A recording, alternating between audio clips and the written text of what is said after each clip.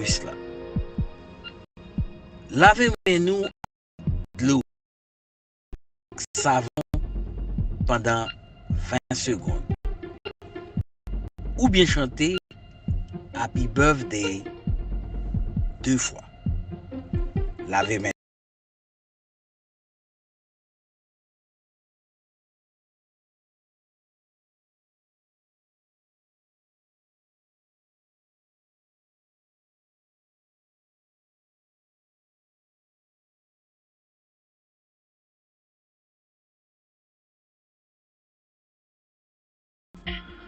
Ne pas embrasser pièce moun. Pas mettre main nous dans bouche nous, dans yeux nous, ak dans main nous. Restez connecté à PCVI Network pour plus d'informations sur coronavirus là ou COVID-19. Téléphone c'est 516 238 50. The majority of vision rehabilitation professionals who teach clients how to use their remaining field of view are constantly asked to recommend the right book to explain eye diseases. Although there are several great books on the visual field available, none seem to meet the need and standard of vision rehabilitation professionals to satisfy their clients' needs. This book is therefore the prescription that encompasses the major topics of eye diseases in relation to low vision, orientation, mobility specialists, and vision therapy. This book answers all the questions about the anatomy, physiology, pathophysiology, pathology, treatment, prevention, and vision rehabilitation therapy of any abnormality of the eye. This book can serve as a companion text for not only vision rehabilitation professionals, but also all medical and blindness students along with their family members. This book is available in all formats regardless of sight impairment, text, ebook, and audiobook. It is also available in all online bookstores, inside the Eye Disease website, Amazon, Barnes & Nobles, and Zillibris.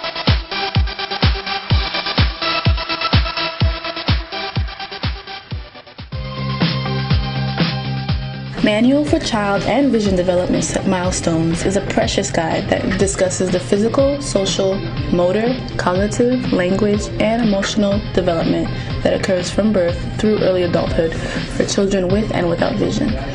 It also discusses the possible effects of maltreatment on child development. This book contains the most recent research theories and findings of child and vision development investigated by eye care specialists and psychologists. The manual also consistently relates information to real-life situations and demonstrates the usefulness of psychology in everyday life situations involving children. The content is designed to educate and guide a broad range of readers, including students, parents, child specialists, and doctors on developmental norms at different stages of a child's life. This book is available in all formats regardless of sight impairment, text, ebook, and audiobook. It is also available in all online bookstores, inside the Eye Disease website, Amazon, Barnes & Nobles, and Zillibris.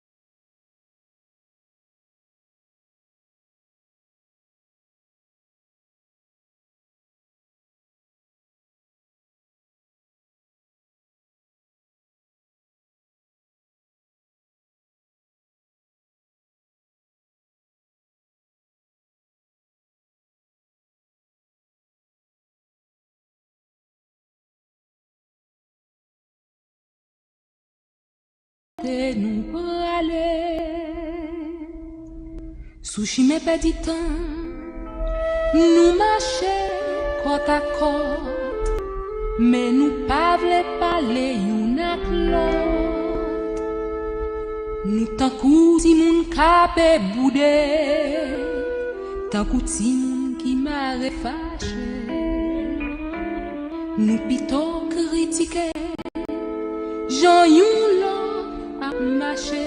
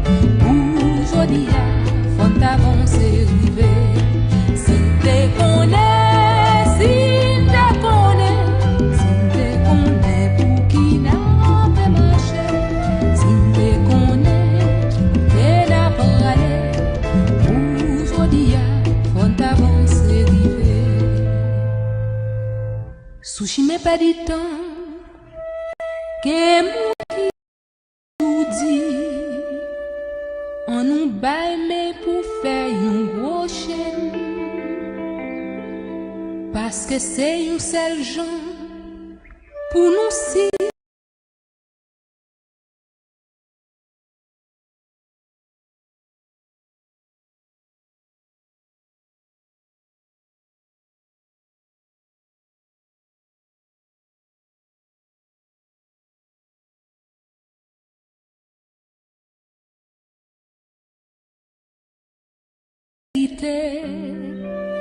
tout le monde dit, ça c'est une belle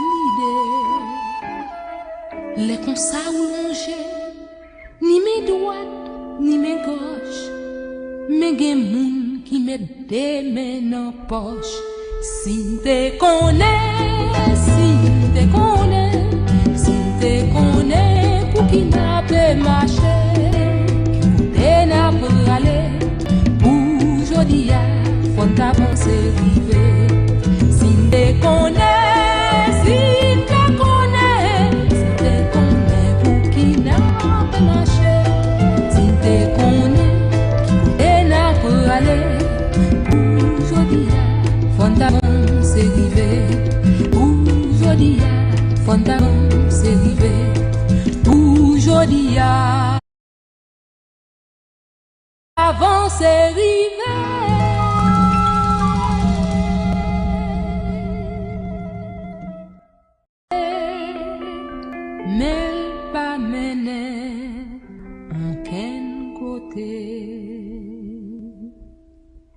Sushi, nous tout a marché, mais nous pas qu'on côté nous pour aller. Sushi, mais petit temps, nous marcher côte à côte, mais nous pas voulons parler une à l'autre. Nous tant coup si moun capé boudé, tant coup si moun qui m'a fâché. Nous plutôt critiquer.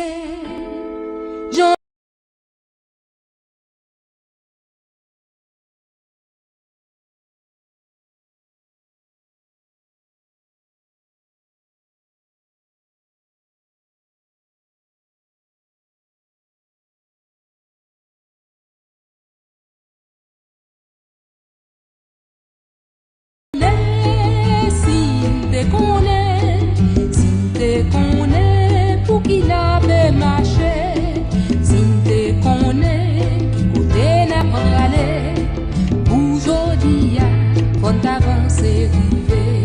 Si t'es connais, pour qu'il n'a pas marché, côté aller, aujourd'hui, faut t'avancer, river. Sushi n'est pas du temps. Nous croisons mes crayons qui comprennent ces gros connaissent. Ils connaissent tout chapitre, ils connaissent tout verset, et ils font réciter pareil. Ils déclarent c'est l'idée, ils laissent tout le monde suivre pied pour pied. Mais l'on garde à terre, ouais, t'es marché, sous mes traces, pied t'es fait avant hier, si t'es con. Si t'es connais, et nous parler, aujourd'hui, faut t'avancer, river. Si t'es connais,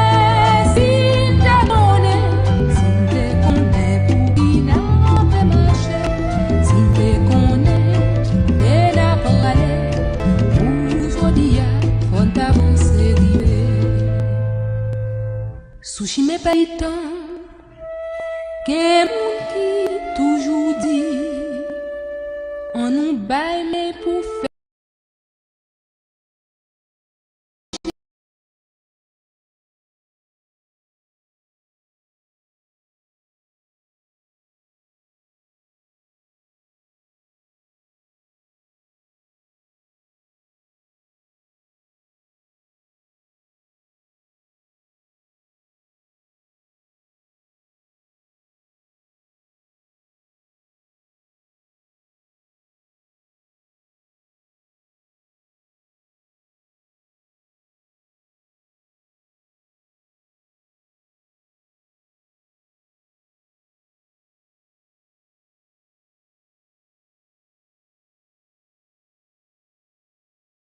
non. On est si t'es connais, si t'es connais.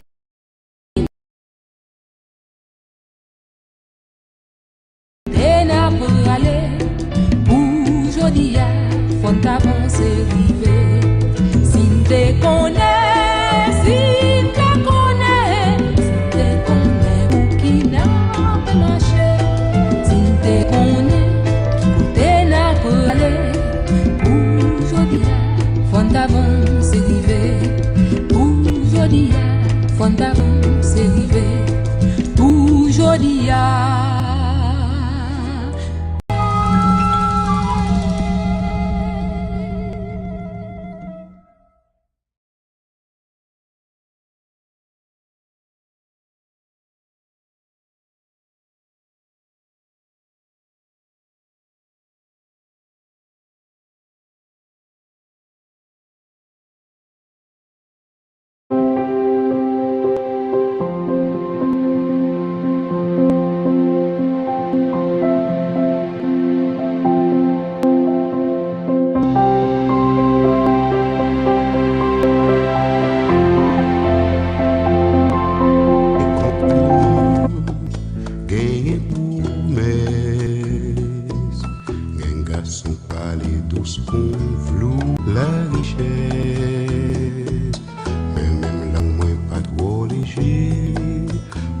tête moins vie, poche moins trou. Mais quoi me souffler, ça pas veut dire pas rien pour m'offrir. Si vous voulez tendre.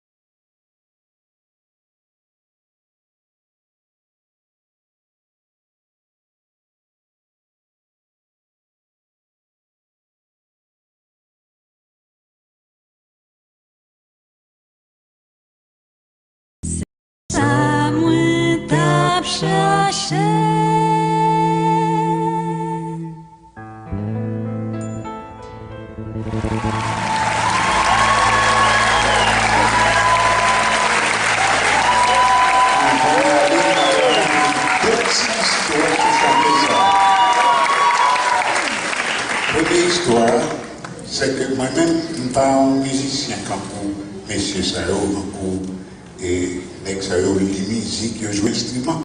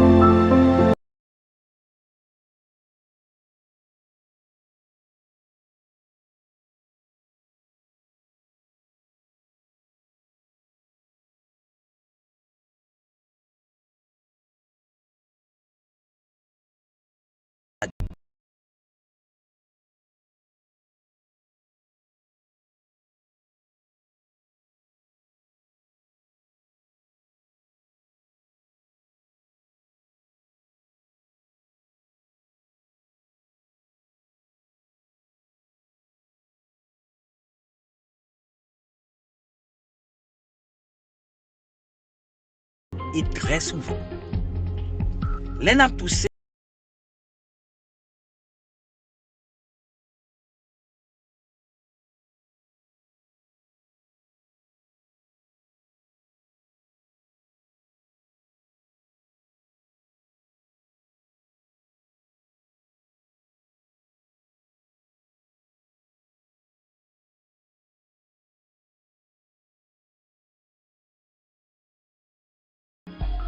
ak nan men nou. Rete connecté ak PVI Network pour plus d'informations sur coronavirus là ou COVID-19. Téléphone c'est 516 238 50.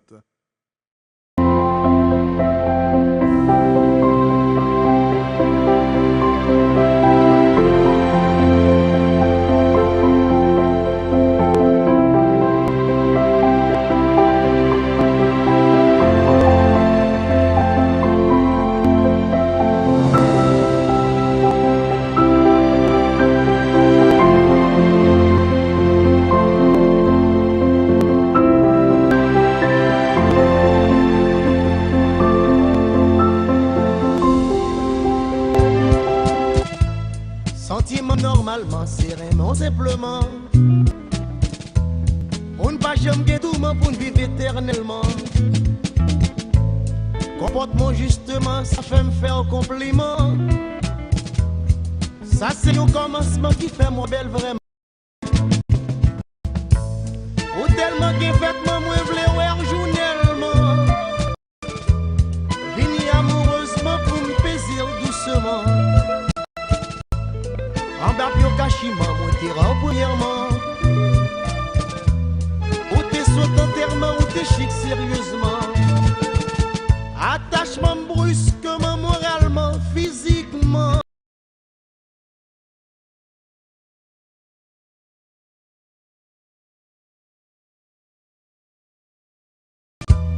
N'a vive amicalement, pas bien découragement. Prochainement, ti maman, m'a dit ça publiquement. Sous pas de raisonnement, m'a shooter logiquement. Formellement.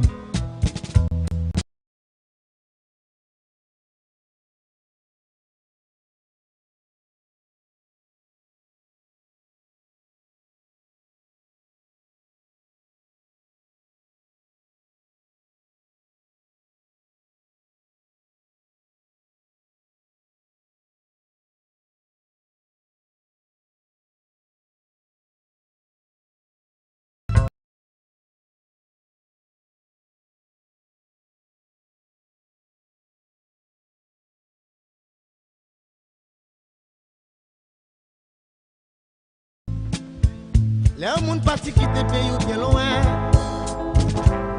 La vie a malmené ou vle tuer t'es tout. C'est travail pour travail dans le pays pour arriver en bagaille. Séparé sous portail chita à bras le gaille. Société va connaître tout travailler, yon jour ça passe dans la vie. Les yon moun bâti qui te bien loin ou aller travailler puis ou tomber New York. Si ce faut qu'on lever, sans yon faut qu'on laver, ou mettre tout fatigué, faut qu'on lever ou aller. Ou chercher yon monnaie pour entrer dans tout train. Depuis on prend un pétrin presque tous les matins. Oh non, non, non. Moi senti que moi pas capable encore. Comme moi mettre petit.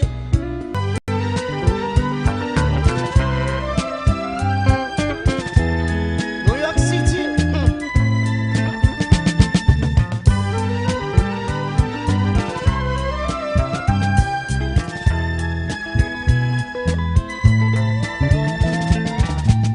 La vie dure. La vie a dû.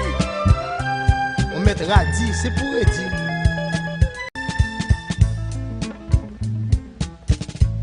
Moi t'as aimé connaître tes jours m'a mourir.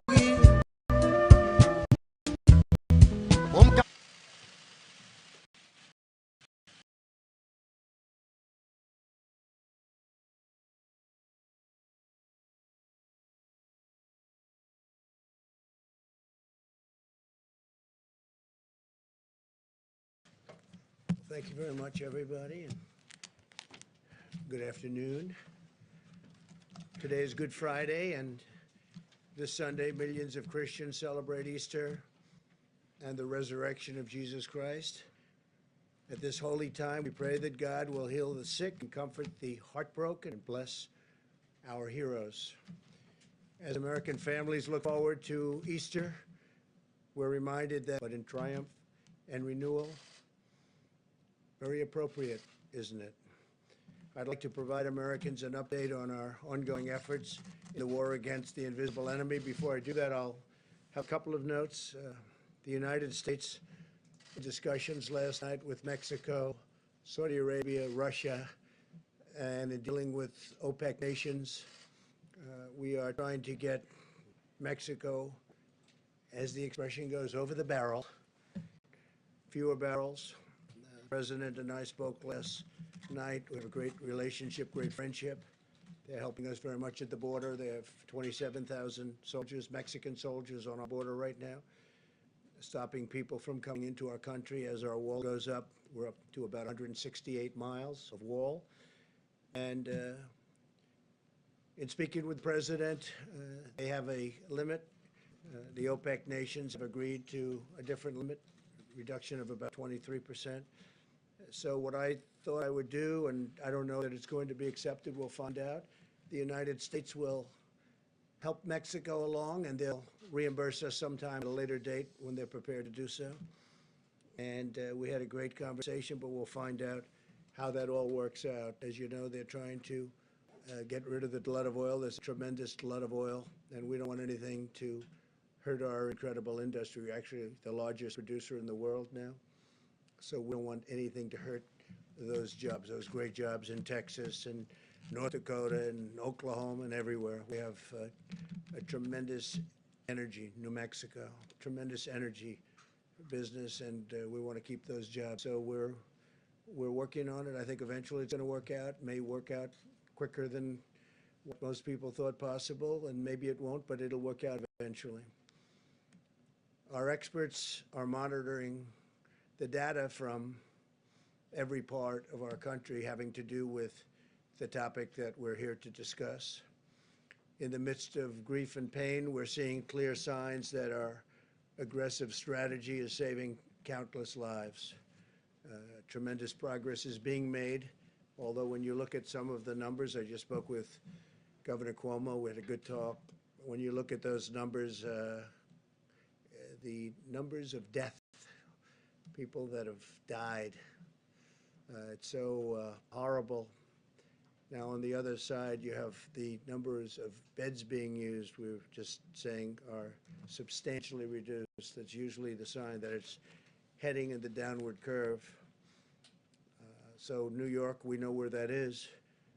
But in the midst of all this grief and this pain, we're seeing these signs, and we're seeing them very strongly. And a lot of that has to do with the aggressive strategy in saving so many lives. We're saving so many lives compared to what it could have been. So nobody knows what the number is, but we had a number of 100,000 lives. As many as that is, it's impossible to even think of it. And that was the low end, with a tremendous amount of work and a tremendous amount of, you can call it many different things. Our people had to be extremely strong and brave to be able to put up with what they've put up with. But the minimum, if you did this, social distancing, and every other aspect, and I think I can say 90%, maybe even more than that, we're able to do it. The minimum number was 100,000 lives, and I think we'll be substantially under that number.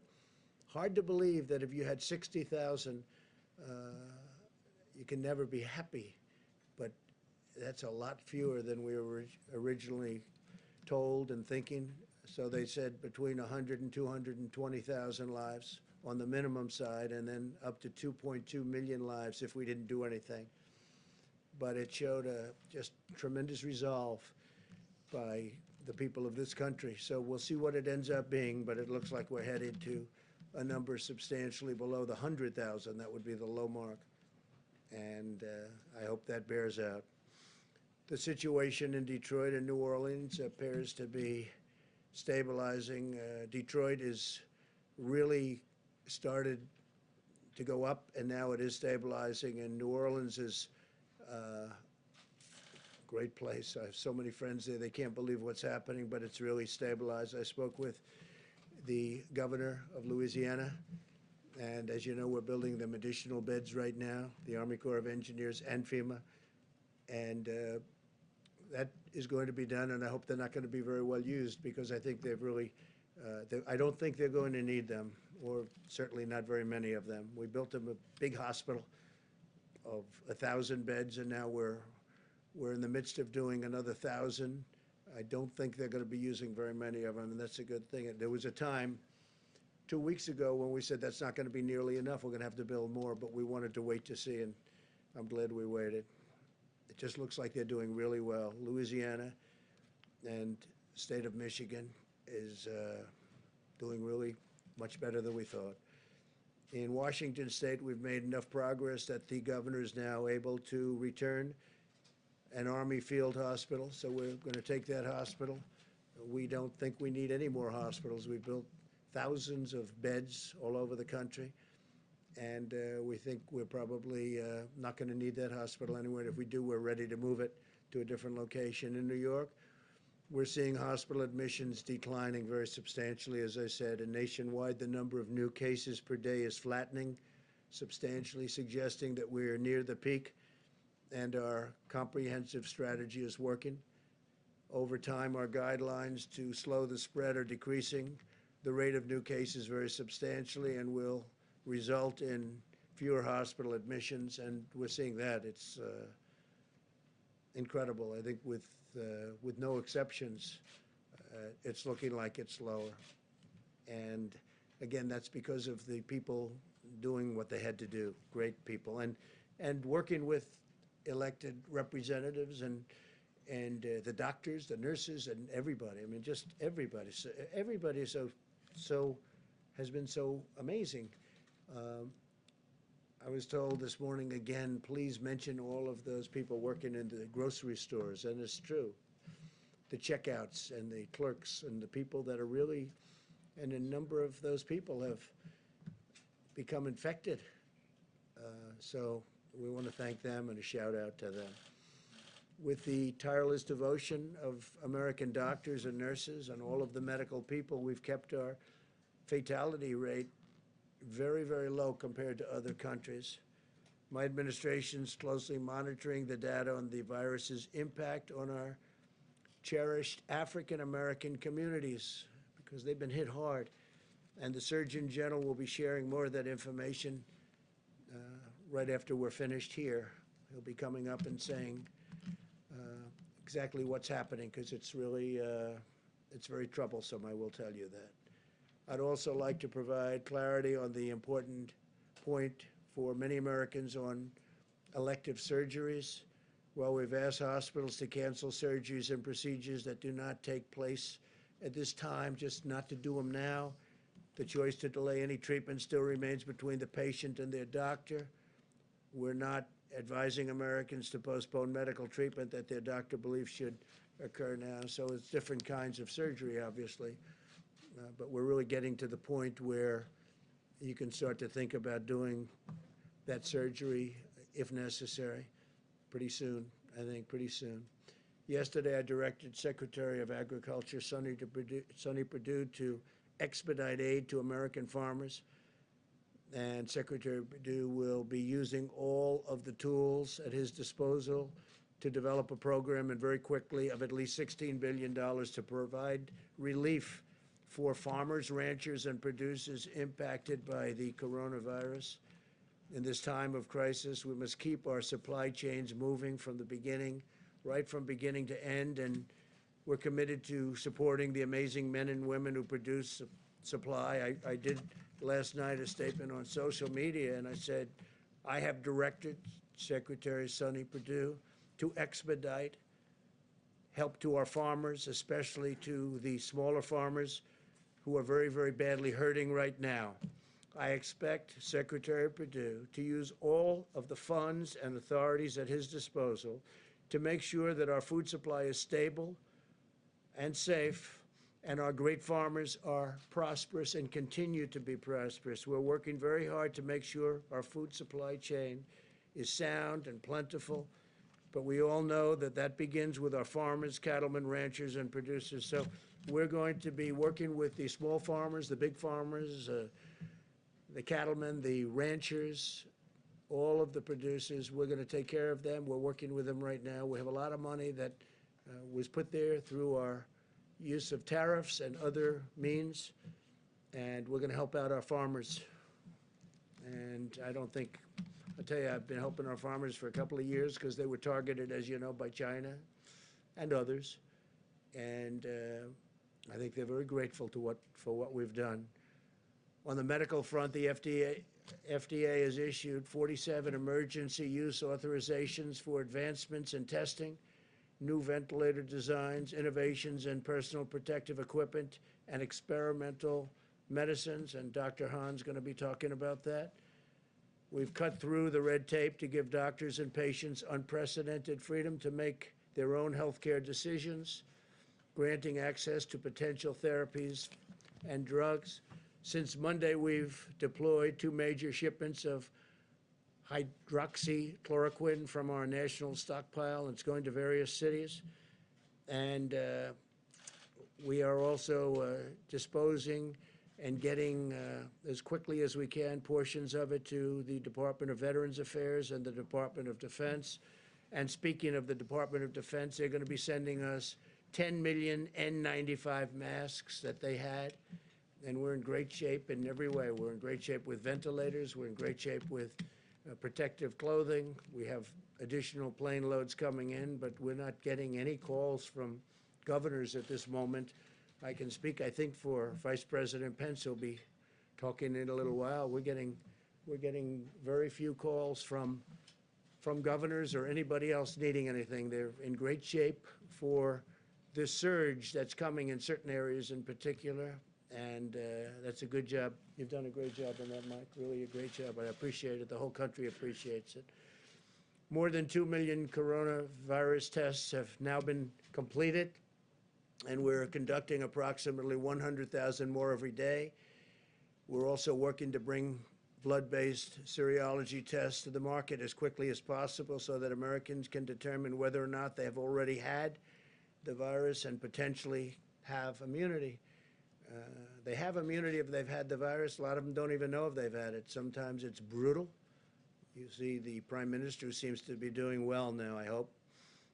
He had a rough go of it and still is, but he's doing better. And then some people don't even know they had it. It could be sniffles. It could be they don't feel perfect, but they've had it. And they're the lucky ones. The NIH, CDC, and FDA are currently validating these antibody tests to ensure that they're accurate, and they're doing that at breakneck speed. I think we can say that, Doctor, and we're going to get them approved very quickly. Dr. Hahn. When validated, we're confident that the production will scale up to tens of millions of tests very quickly. We're leading the world now in testing by far, and we're going to keep it that way. Other countries are coming to us, and they're wanting to know about our tests, and can they buy the tests, and can they do whatever they have to do to get the tests, and we're going to make that very soon. We'll be in a position to make that possible because it's important for them to have it. And we're going to have an announcement on the World Health Organization sometime next week. As you know, we give them approximately $500 million a year, and we're going to be talking about that subject next week. We'll have a lot to say about it. We'll hold it. Every American should be proud of what our country has achieved in just a short period of time. The U.S. military has deployed thousands of personnel to build 23 temporary hospitals with more than 16,000 beds. And we have the potential to build many more if we needed them. We're all ready to go, but I don't think we're going to need them, which is great news. And we built those hospitals in 12 states and the District of Columbia using the Defense Production Act, and we used it like a hammer. A lot of the media said, oh, we weren't using it. We used it like a hammer, to a point where all we had to do is say the words and everybody gave us max, and they've done a good job. They really have done a good job with few exceptions.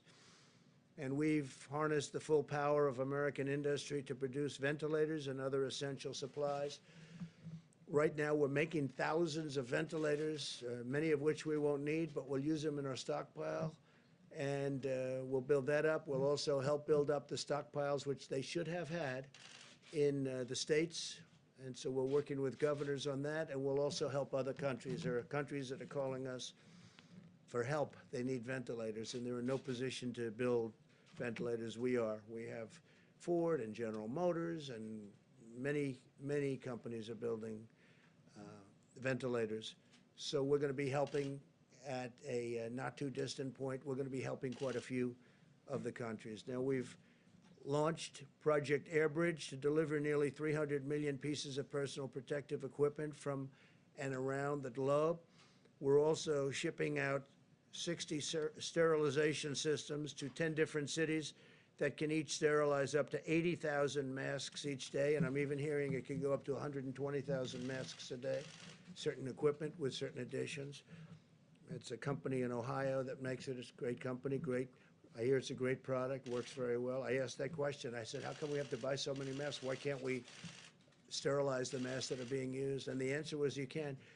In this case, they say up to 20 times. So we can take a mask, certain types of masks, the N95s in particular, and we can sterilize them, make them very clean up to 20 times. That's a great thing. In addition, we passed the largest emergency economic relief package in American history to save the U.S. economy and protect the American worker. As you know, this past week, which was 4 active days on the stock market, Good Friday today is not included. The markets are closed. In 4 days, we had the biggest market increase, stock market increase that we've had in 50 years. That tells you that there's a pent-up demand. That tells you they want to get back. There's something good going to happen. I really believe that. There's something very good going to happen. We have to get back. So think of it, in this horrible period, this horrible, dark period where this monster came and worked its horrible, horrible spell over the world. 184 countries as of this morning. 184 countries. We've done well, and I guess the market thinks we've done well because we had the biggest stock market increase without one day. We're talking 4 days instead of 5, that we've had in 50 years. 50 years. Think of that. More than 50 years, actually.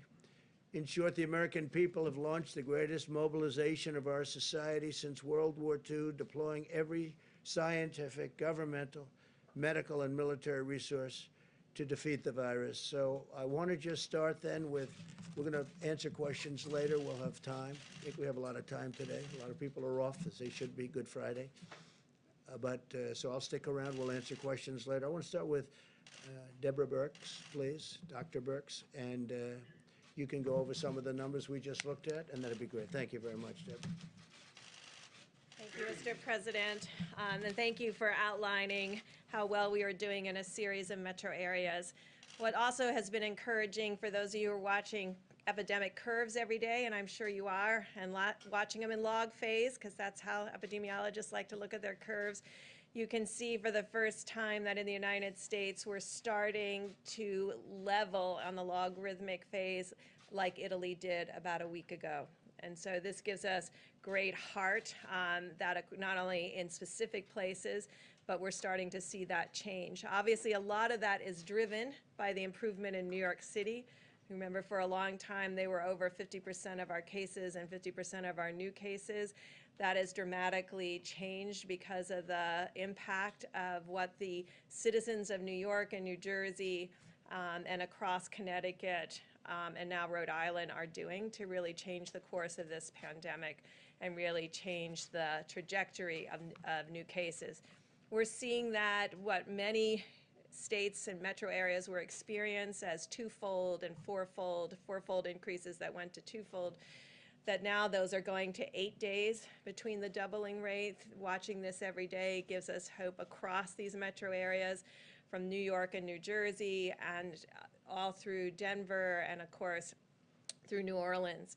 We still see cases occurring in the Boston area and in Chicago, but their rate of increase seems to be stabilizing. And we really want to call out the work of the mayors of Baltimore and the district and Philadelphia, who have really brought all of their health experts together and working with their communities are starting to really change the curves in those areas.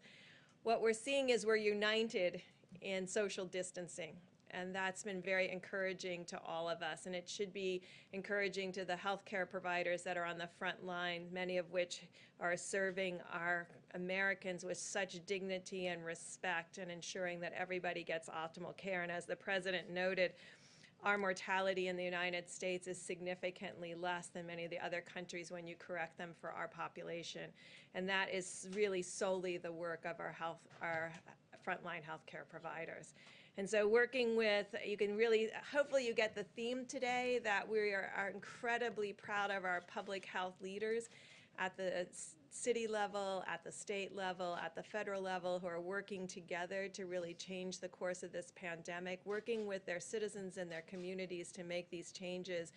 And the American public, who have really taken all of this to heart and stayed home. I know last week we really asked a lot of people in the Washington and Baltimore area to consolidate, not go out frequently to grocery stores or pharmacies. You can really see that that's having a huge impact.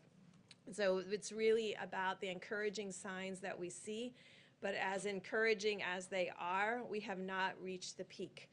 And so every day we need to continue to do what we did yesterday and the week before and the week before that, because that's what in the end is going to take us up across the peak and down the other side. We continue to really applaud the work of California and Washington State and Oregon. We're learning from all three of those states, from their public health officials, about how they were able to keep the virus from ever becoming logarithmic. And I think that's an important lesson for all of us on how they did that, what the timing was in case we ever have to face this issue in the future. Thank you, Mr. President. Thank you very much, Deborah. Tony? Doctor, please. Thank you very much, Mr. President. So again, just keeping on the theme that Dr. Birx had mentioned, this is the end of the week, that famous week that we spoke about last weekend, in which what actually was predicted to happen happened. We're starting to see the leveling off and the coming down that Dr. Birx had mentioned. But it's important to remember that this is not the time to feel that since we have made such important advance in the sense of success of the mitigation, that we need to be pulling back at all. I was actually heartened by the fact that we've been talking about the New York, New Jersey, New Orleans, and other areas where they have really big spikes. But there's other parts of the country, in the middle parts of the country, where they're concerned to make sure they don't get those spikes. And I really want to salute the governors of states throughout the entire United States, but particularly in the central part of the country, because the governors obviously see us in these press conferences, and I've had calls over the last several days from several of the governors, you know, from Nebraska, Iowa, South Dakota, Utah. Just about an hour and a half ago, I spoke with the governors of Arkansas and Wyoming, who are really committed to make sure that they don't get into the situation where they're going to have spikes in their state. And they're doing the kinds of things that they don't get recognized because people don't talk about them much. But we have a big country. We have 50 states, and it's not only the big cities. So if we're going to pull out of this, we're going to pull out of it in the big cities, and we're going to pull out of it in those areas that aren't as densely populated. And I just want to give a shout out to them. They're doing an extraordinary job. I was really pleasant, I wouldn't say surprised because I expected of this country, but to hear what they're doing and the commitment that they're putting into making sure that we don't have the kinds of situations that we've experienced, unfortunately, in other areas. This is very important. I just want to close by one other thing, something I mentioned yesterday and the day before, that there are a lot of candidate interventions that are going into clinical trials. For those of you who are interested in it, I recommend you go to clinicaltrials.gov, and you'll see the design of a clinical trial, and you see that many of them are the randomized controlled trials that are the really gold standard of how you find out whether something really is safe and effective. And as the weeks and months, and it'll probably be months, sometime in the summer, we'll start to see which are working, which are not, and to focus on those that are we developing and will working. I'll be happy to answer questions later. Thank you.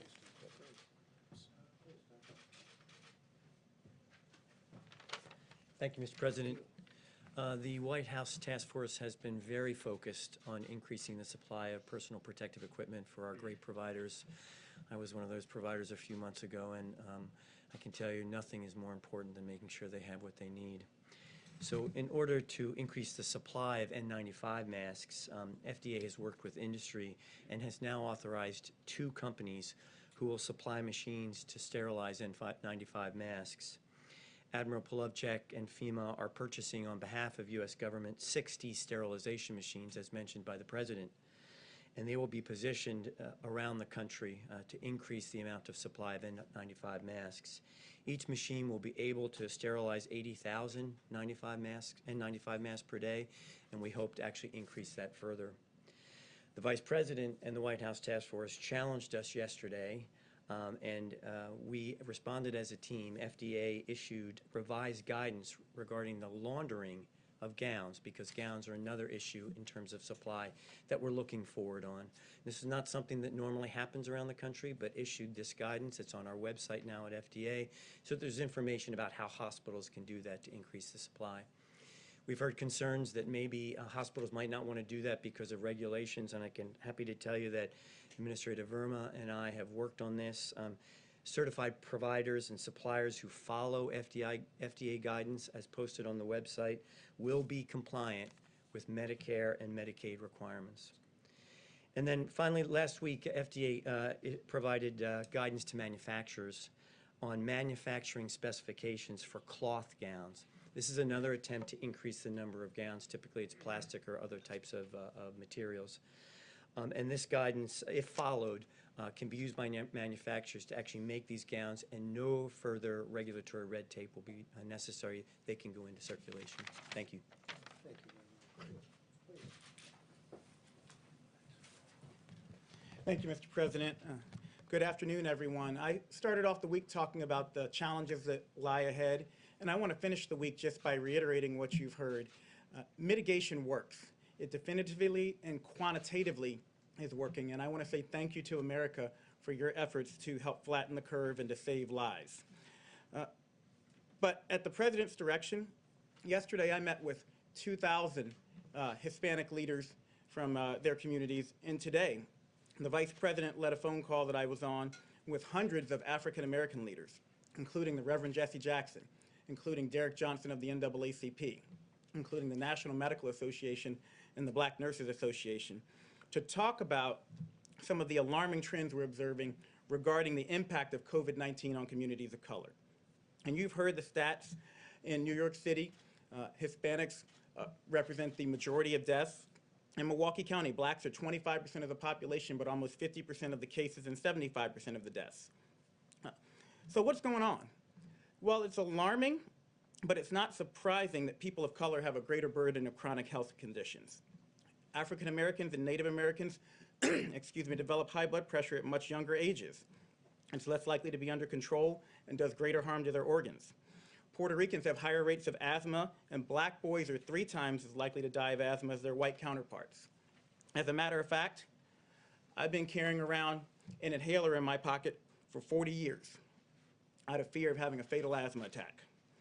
And I hope that showing you this inhaler shows little kids with asthma all across the country that they can grow up to be Surgeon General one day.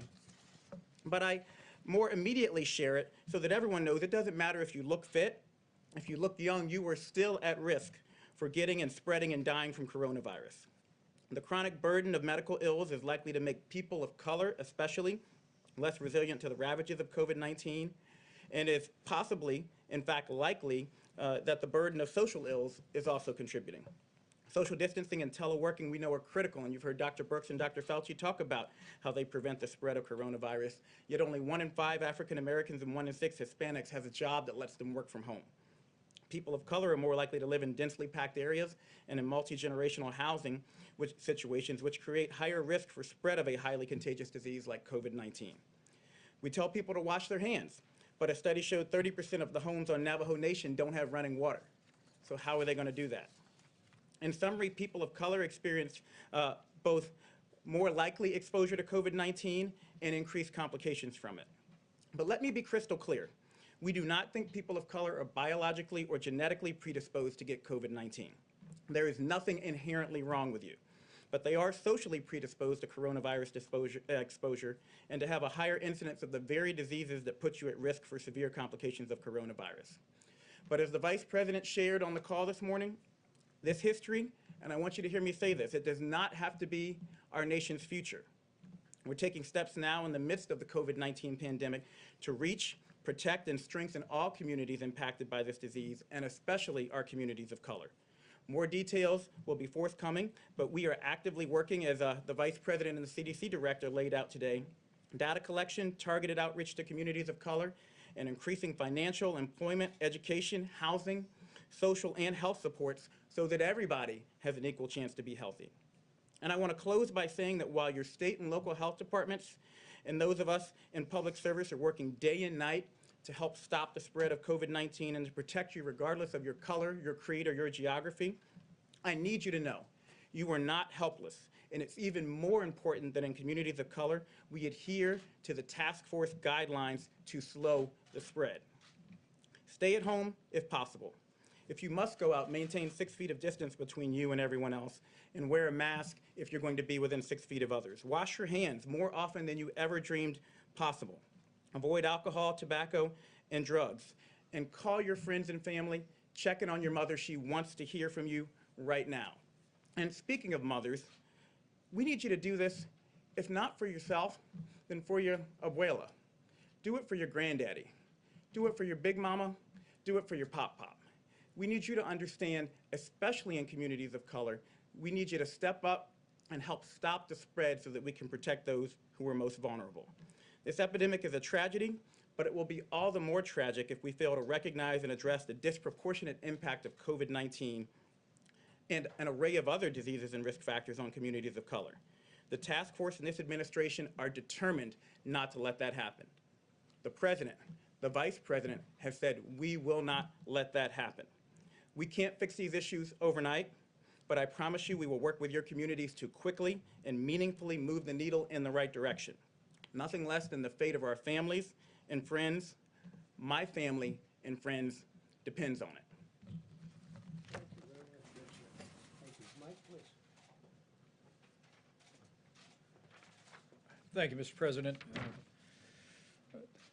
Today, the White House Coronavirus Task Force met and heard from the President the gratitude that he and I know all the American people feel for all the dedicated workers at FEMA, HHS, U.S. Public Health Service, FDA, and all those that are literally working on your behalf around the clock to partner with states, to partner with local health officials. And Mr. President, allow me to add my thanks and admiration to all of the entire team here at the federal level.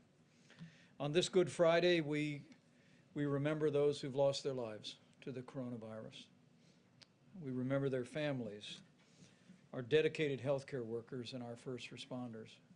And we do well on this special day for Christians across this country to remember them in our prayers.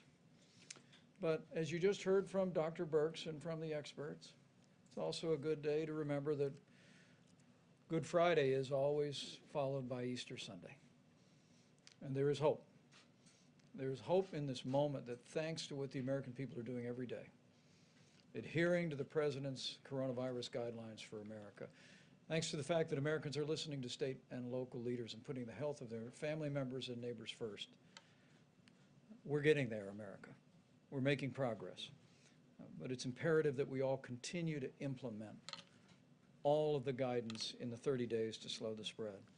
As the Surgeon General just attested, at the President's direction, we engaged more than 400 leaders in the African American community today, and allow me to express my appreciation for their leadership and their efforts in communicating to African Americans and other minority populations some of the unique challenges that those communities face in the midst of this epidemic.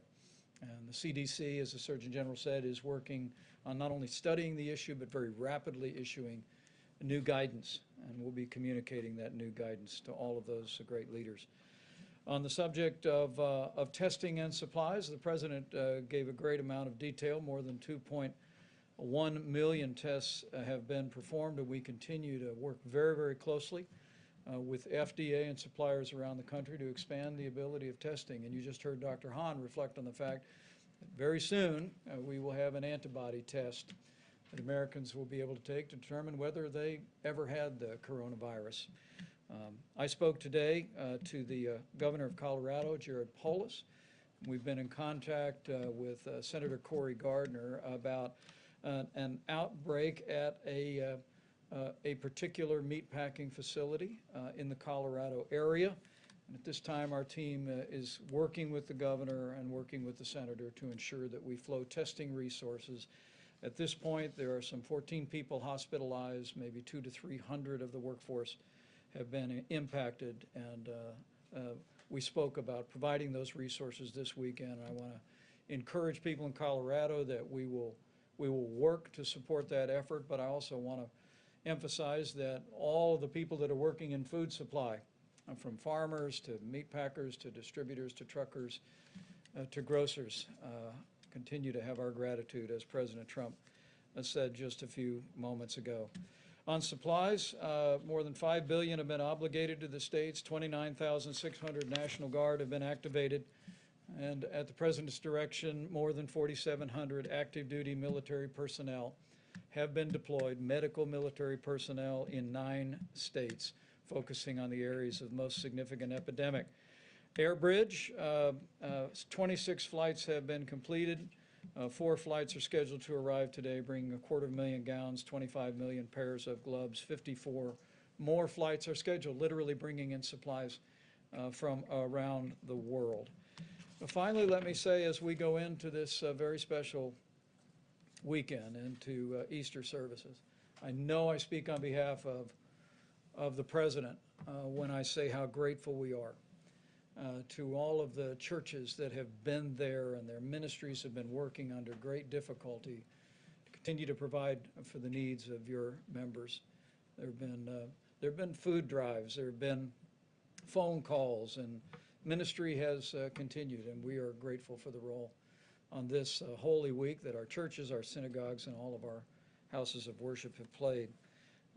On their behalf, allow me to remind you that even if you're not in the pew this Easter Sunday, if you are able, it's still a good idea to give, because those ministries continue to go forward, and we encourage you. We encourage you to continue to support them. We also want to say very respectfully to all the church communities around this country and all the places of worship to continue to heed the guidelines issued in the President's coronavirus guidelines for America. We know it's difficult in this time of year, particularly, Mr. President, to avoid gatherings of more than 10, but we're grateful that so many churches, synagogues, and places of worship have done just that, and we urge you to continue to do it. And to my Christian brothers and sisters across the country, let me encourage you with the words. We should all remember that Jesus said, wherever two or more are gathered, there he is also. And so you can worship, you can celebrate Easter, and know that you'll be blessed in so doing, and you'll be serving the nation. Thank you, Mr. President. Great job, thank you. Okay, it's Good Friday, let's be nice. Okay, let's be real nice. Yeah, please, go ahead. Thanks, Mr. President. Can you clarify a little bit what the U.S. offered to Mexico in order to agree to that oil deal? And then also go into detail about what you spoke about on oil with President Putin this morning. So all of the OPEC nations met, and others, and they're all agreeing to cut back because there's a tremendous glut. We're filling up our strategic reserves. We don't even have room to store it. In fact, they're using ships to store oil. There's never been anything like this. It was being overproduced to start off with, and then you had the virus, and that took off 40% right there. So there's a glut of oil like nobody's ever seen before. It's good in many ways, and depending on where you are, who you are, it's bad. We have a tremendous energy business with hundreds of thousands of jobs. We're doing great. Number one in the world. So they all got together, and they said, we're going to cut it because we have to get rid of this tremendous supply. Now, the good news is gasoline prices, I'm seeing 90 cents, 85 cents in different parts of the country a gallon. Nobody's ever seen that. I guess you have to go back to the 1950s where they had the big, large dollar bills. Remember? You don't remember. You're too young. But the fact that you have to go back a long ways to see it. So there's some good. The airlines are trying to come back. Having low fuel costs is good for them, and other reasons. Steel manufacturing, but a lot of the steel goes to building what we do for the oil and engineering firms. So, that's a double-edged sword. But we want to keep our energy. We want to remain independent. We will remain independent, I think, regardless. But we want to get rid of this tremendous overflow. There's no place to even store it. So the OPEC nations met. They've been meeting. And, I've hated OPEC over the years, absolutely hated them. But obviously it broke down.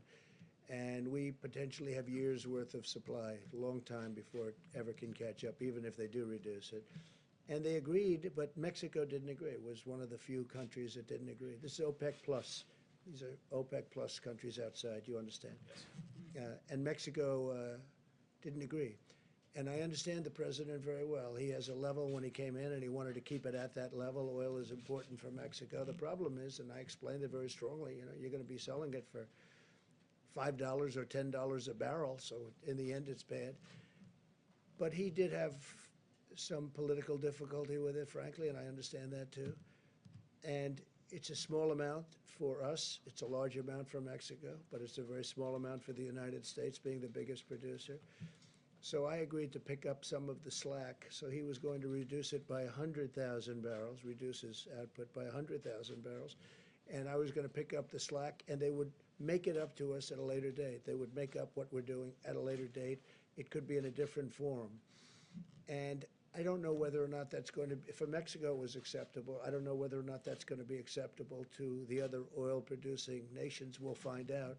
But it's something that would certainly be acceptable to me to get it over the back. So Mexico is going to reduce by 100,000 barrels.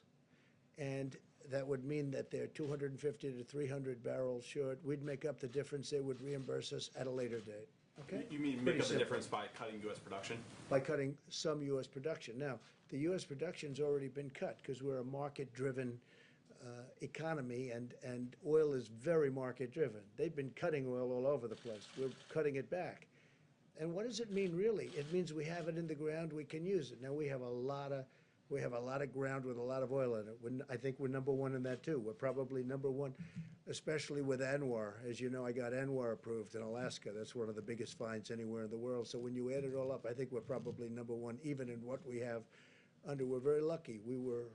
We grew up in a land that was rich in a lot of ways, but it's also rich because it has a lot of oil underneath, oil and gas. And as you know, natural gas, LNG, is all over the country now at a very low price, and our carbon, our atmosphere, the level of environmental cleanliness is at its all-time best right now, all-time best, because we are using a lot of natural gas. But we have many forms of energy, including some of the newer forms that people want to see us go to. We have a lot of different forms of energy. We're number one in the world. We want to keep it that way. So we're helping Mexico out. We will be reimbursed in a form sometime in the future. Mr. President, I want to ask you about the new federal projections in a moment, but first, today you tweeted the invisible enemy will soon be in full retreat. Given it's invisible, without widespread testing, how would you know? Well, I think that we're going to have it in retreat. Will it be today? No. Tomorrow? No. But it will be at a certain point in the not too distant future. It will be gone. And how do you do that without the widespread testing? Specifically, my Oh, question. we'll know because people aren't going to go to the hospital. People aren't going to get sick. You're going to know that with that. But we're going to do very substantial testing. We're doing more testing right now than any other country in the world by far. And if you'd like to have that question answered, I'll have the professional answer it. Deborah, perhaps you could come up. We are doing tremendous testing, but you'll know. You're going to know before anybody because you're going to see nobody's getting sick anymore. It will be gone, and it won't be that much longer. Go ahead. I'll ask you about the projections after. Thanks, Mr. President. Sure. Thank you, Mr. President. So the testing, I want to reemphasize about what kind of testing we're talking about. This is RNA diagnostic testing. That is the platform that was built to respond to this epidemic. It is the same platform that we utilize for HIV viral loads. And so many HIV clients have also given up their space on the machines to have these tests run for all of Americans. This assay is complicated. It's not like an assay that you have for your other diseases, your strep test or other diseases like that. This is a very complicated assay that requires a lot of technical oversight, and it's part of the reason why not all 100% our machines are running at full capacity, but we had great discussion with the lab directors about that. Every day more are brought online, and so, but I think we have to create expectations of what the daily test rates will be. Last year, we probably did 3 million HIV viral loads or 4 million HIV viral loads as a country. We've done over almost 2.2 million in 4 weeks. So this is unprecedented in what we have to do. I think that's why we're working very hard for two pieces, and I want to make sure that people understand testing is just part of our strategy. The other part of the strategy has to be this syndromic and influenza-like illness where there's an alert to an illness, and so that we're surveying where we know the most vulnerable cases have appeared. And the great call that I had with the mayors and with the health officials yesterday and mayors today, a lot of the rural areas, their primary, and as it was in Washington and California, was at the nursing homes. So the issue is to build a testing strategy that speaks to our strengths, of laser focusing a strategic approach to testing when we know what our volumes are, and they increase every day, but we have to be realistic about what the volumes will be a week, 2 weeks, 3 weeks from now, and combine that with strategic surveillance so that we're testing symptomatic people and their contacts very quickly to go back to contact tracing, utilizing our complete strategy. And I think we're very much interested, and it's why the president 3 weeks ago really put us on getting an antibody test. And I think I called from the podium for our university colleagues and hospitals to begin an ELISA-based test because that's a blood draw, but we really wanted a finger prick to make it easy and deployable. That's what's being worked on now. Of course, we don't want to promise until we have it, because I think we deserve that, the American people deserve that, to have a test that is efficient to let people know who's been positive for immunity. That's critical to epidemiologists and public health officials to know what the penetrance of a virus was into a community when all you're seeing are the serious cases and testing the most symptomatic. And so that's a question that we still have. Is this the tip of the iceberg, or is this half the iceberg or 3/4 of the iceberg, what we have seen to date? And we have, I just want to complete the thought by saying in the areas where we had an outbreak, these large metros, Louisiana, Denver, Detroit, Chicago, New York, New Jersey, but per capita, we've done more tests than any other place in the world. That was intentional. We focused the test where the need was the greatest and the burden of disease the greatest. And now we're trying to really see how strategically that very valuable resource can be utilized around the countries to create a mosaic of testing combined with surveillance. Can I ask you about the new federal projections? There's new reporting today. The new federal projections suggest lifting. I'd like to ask you. I'd like to ask you, if I can, about the new federal projections that suggest lifting the 30-day shelter-in-place orders would lead to a spike in infections. Have you seen those new projections from your Department of Homeland Security and HHS, I first have of all? not. When did they say this would take place? When? They said that it would take place if the 30-day shelter-in-place were to be removed. There are three different We'll examples. talk about that. Doctor, would you like to talk about that? Impact your thinking, though, that those... I haven't, they haven't seen it. I guess you're saying, I guess they leaked it to NBC. They didn't leak it to us. It's being reported by Nobody's others. seen it, and they're the ones that do it. It's your administration, so I asked. It's from the HHS and DOJ. I'll circle back. We'll and find out about it. They don't know about it. So in You want terms... to say something, Senator? First of all, Peter, I haven't seen that, so I can't quote on that.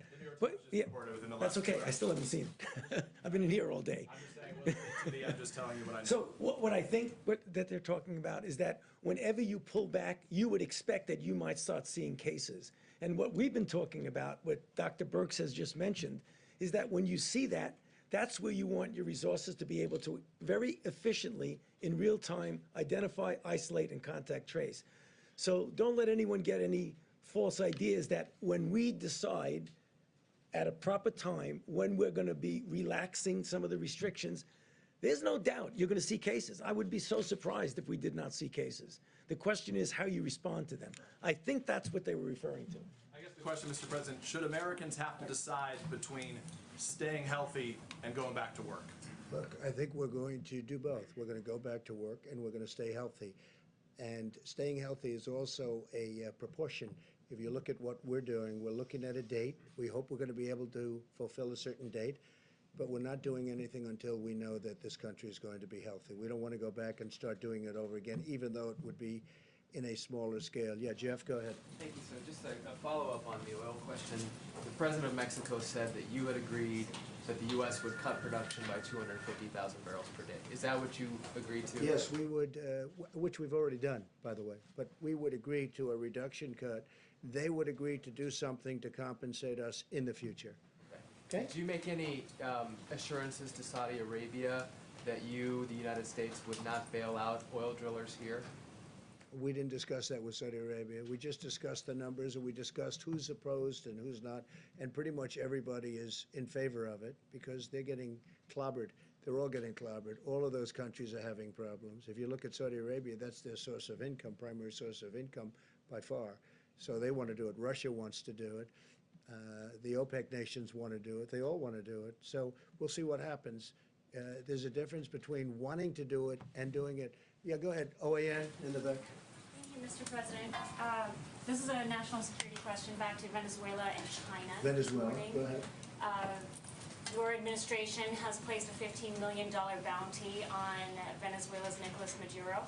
And we have news this morning that President Xi is talking with Nicolas Maduro, expressing his financial support for Maduro. So two questions. One, have you discussed with Dr. Xi, or President Xi, the U.S. policy on Maduro? And two, how does this affect U.S. policy with regards to its war on anti-narcotics? We will not be happy if that takes place. I have not spoken to President Xi of China about Venezuela, about that aspect of Venezuela. But if that took place, we will not be happy. Okay? I will not be happy. Are you concerned that he's opening up another I'm concerned financial about avenue? everything. I'm concerned about everything. That's why I don't sleep a lot. I get myself concerned about everything, but I would not be happy about that. Go ahead. Mr. President, getting back to Peter's question, a variation of that question, your doctors who are gathered here seem to be in doubt as to whether or not the country can reopen on May the 1st. If they come to you before May the 1st and say the country is not ready, or huge parts of the country are not ready to reopen on May the 1st, will you listen to them? I listen to them about everything. I think they're actually surprised. I have great respect for these people, all of them. You look, and others that are working with us. I have great respect for this group. In fact, I told Tony Fauci, I said, why don't you move to New York, run against AOC, you will win easily. But he decided that he's not going to do that. Okay. I kid, by the way. You know that. Some of your allies have been bashing these doctors. Would you tell them to cut it out? I can only say this. I have tremendous respect for these people, and we've done very well. And when you look at us compared to others, we're a big nation. When you look at us compared to others, when you see how we've taken testing from a broken system that I inherited to having the best tests that anyone's made anywhere in the world, and other countries are calling us, wanting to use our technology, I have great respect for these people. I'm never saying bad about these people. If they come back to you, sir, and say, before May the 1st, we can't open on May the 1st, do you listen? I will certainly listen. I will certainly listen. You take that There are two advice. sides. Remember, I understand the other side of the argument very well, because I look at both sides of an argument. I will listen to them very carefully, though. Please, go ahead. Thank you, Mr. President. You may have seen this, but J.P. Morgan came out with a forecast about GDP growth in the second quarter. They're saying a 40% decline in the second quarter of this year. Do your economic advisors share that view? I think my economic advisors are interested in the third quarter and really the fourth quarter. And I think we have a chance to do record fourth quarter numbers because there's a tremendous pent-up demand. And you see it this week. I mean, what reason would there be other than faith in us and in this country, faith in this group and me and our vice president and everybody, governors perhaps, you can add them into it also. What reason would that be for, in a shortened week, 4 days instead of 5, to have the biggest stock market gain in over 50 years? So I think that, to me, there's a sign. Hey, look, with all we've been down, I mean, we've never been hit. I don't know, has this country ever been hit like this? Probably not. 1917, but that was different, and it was a different time, and frankly, Europe took the brunt of it. We didn't, but it was a terrible time also, but probably never been hit like this, right? Somebody was saying, in fact, I was speaking with Governor Cuomo about it, because we were in New York City, a place we love, New York State, with the World Trade Center, and that was approximately 3,000 people. Well, we've doubled that in this same area. We've doubled that, more than double it, substantially more, and it's obviously going. We had our highest number yesterday and the day before. Okay, with all of this news, what would lead you to believe that we're going to have the best stock market week, shortened week, in 50 years? Almost broke the all-time record. You know what that is? That's a pent-up demand. Now, that's my opinion. The other thing is we're doing tremendous stimulus plans, and despite what you're reading, there's back and forth, but we are getting along with the Democrats. They want to see something happen. We have to help our workers. We have to help our small businesses. We have to help our restaurants. I think deductibility will be great for entertainment, restaurants, all of that. Look, I think with the stimulus, with the people, with what we've got going, with all of the things, we're going to be meeting with the airlines over the weekend. We have a great plan for the airlines. We've got to keep the airlines going. It's never been a great business, but it's a very vital business for the country. We're going to be meeting with Boeing. We're going to be meeting with a lot of companies that are great companies and were great companies a short while ago. I mean, we can't let anything happen to Boeing. It's, got so much potential. You talk about potential. Can anything have more potential than that? So we have a lot of very exciting things taking place. We have tremendous plans. We have tremendous stimulus. And I think we have a chance to do really well. So this quarter isn't the quarter I'm looking at. Third quarter, we start to think about it. And I think fourth quarter is going to be at a level that maybe we haven't seen before. I think our country, with the stimulus, with all that we've been through, we've learned a lot. Don't forget, we've learned about pandemics and epidemics. We've learned a tremendous amount. And with all that we've learned, as an example, we're making ventilators. We have thousands of them being delivered in the very near future. We have countries calling us, can we have ventilators? That would have been an unthinkable call. I wouldn't know what to say. They have people dying, but we needed them for ourselves. We have plenty before the surge. In New York, they need far fewer hospital rooms or far fewer hospital beds in particular than we thought. And I have to say, Dr. Birx told me that 4 weeks ago, 6 weeks ago. Remember, you said, that number's too high. We don't need that many. And based on what she said and others, we did what we had to do. We actually gave the maximum. We built Javits. We sent the ship in. We then made the ship COVID because, there weren't a lot of people on the roads. You didn't have the accidents that we thought, other unrelated accidents. Nobody driving. You know, normally you have a lot of car accidents, you have a lot of motorcycle accidents, you have people going to the hospital. We didn't have that. We had almost none of it. So a lot of things have happened. I think we have a chance to be stronger than before. I really do. I think the stimulus is very important, what we're doing. I think it's very, very important. Please, go ahead. Mr. President, may I ask you about credit and debt as well? Many American individuals, families have had to tap their credit cards during this period of time, and businesses have had to draw down their credit lines. Are you concerned, Mr. President, that that may hobble the U.S. economy? All of that debt, number one. And number two, would you suggest to credit card companies to reduce their fees during this time? Well, it's something that we've already suggested. We're talking to them. Business interruption insurance. I'd like to see these insurance companies. You know, you have people that have paid. When I was in private, I had business interruption. When my business was interrupted through a hurricane or whatever it may be, I'd have business where I had it. I didn't always have it. Sometimes I had it. Sometimes I have a lot of different companies. But if I had it, I'd expect to be paid. You have people, I speak mostly to the restaurateurs, where they have a restaurant. They've been paying for 25, 30, 35 years, business interruption. They've never needed it. All of a sudden they need it. And I'm very good at reading language. I did very well in these subjects, okay? And I don't see the word pandemic mentioned. Now, in some cases it is. It's an exclusion. But in a lot of cases, I don't see it. I don't see reference, and they don't want to pay up. I would like to see the insurance companies pay if they need to pay, if it's fair. And they know what's fair, and I know what's fair. I can tell you very quickly. But business interruption insurance, that's getting a lot of money to a lot of people. And they've been paying for years. You know, sometimes they just started paying. But you have people that have never asked for business interruption insurance, and they've been paying a lot of money for a lot of years for the privilege of having it. And then when they finally need it, the insurance company says, we're not going to give it. We can't let that happen. Please, go ahead. Thank you, Mr. President. On March 6th, you said anyone who wants tests can get a test. Now you're saying that you would be open to reopening the government without having a national testing system. How do you square those two statements, given that there's still issues with testing going forward? And how can you tell people that they're not going to have their lives put at risk? I got it. There's not a lot, and it's a good question. There's not a lot of issues with testing. Certain sections of if we go to Iowa, we go to Nebraska, and interestingly, Idaho is very interesting because they had a few breakouts, small breakouts, but they're very, very capable states, and they're big distances, a lot of land, a lot of opening. You don't need testing there. You know, where you have a state with a small number of cases, some states with almost none. West Virginia hung in for a long time, as you know, with none for a long time. So when you have that, you don't need testing.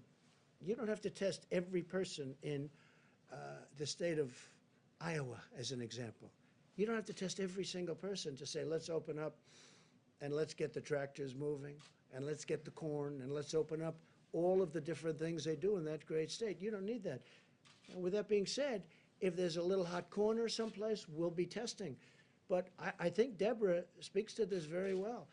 The same thing in New York. That's what we talked to Governor Cuomo about this morning. We have the Abbott test, which is very quick and very easy, goes very fast. Then we have a lesser test that we talked about where we can talk about a larger area. But you're going to know. So we're going to do testing, but you don't need to test 325 to 350 million people because, number one, it's unnecessary. Vast numbers, vast areas of our country don't need this. I think you agree with me on that. You just don't need it. Now, we have certain hot spots. So Louisiana's a hot spot, New York's a hot spot, Detroit's a hot spot. And then you have certain areas in certain hot spots that you have to even go more so. And we're doing all of that. Remember this, we've done more testing than any country in the world. And we have the best test. And we developed this over a very short period of time. Please. Can I ask you also about the African-American disparities? Yes, I have sure. a question for you and a question for the Surgeon General. Sure. For you, Mr. President, we know that these health disparities have existed for a long time among African Americans, Latinos, and other people of color.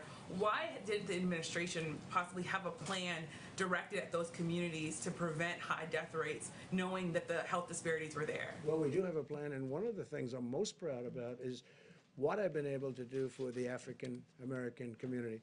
The lowest job numbers in the history of our country. This was. For the virus, Excuse me, of yeah, course. just before the virus came. Well, I'm just saying, because, this has been here for 3 weeks, right? So just before, African-American community had the lowest unemployment, the best employment numbers. More African-American people and communities have been thriving.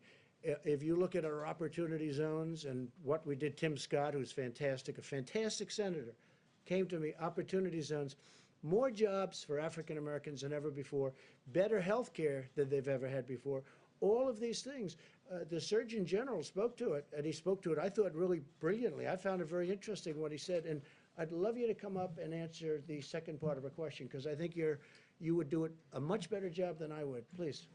Thank you, Mr. Surgeon General. Thank you very much. Thank you. I have a quick question for you. You said that African Americans and Latinos should avoid alcohol, drugs, and tobacco. You also said do it for your abuela, do it for Big Mama and Pop Pop. There are some people I said already Granddaddy too.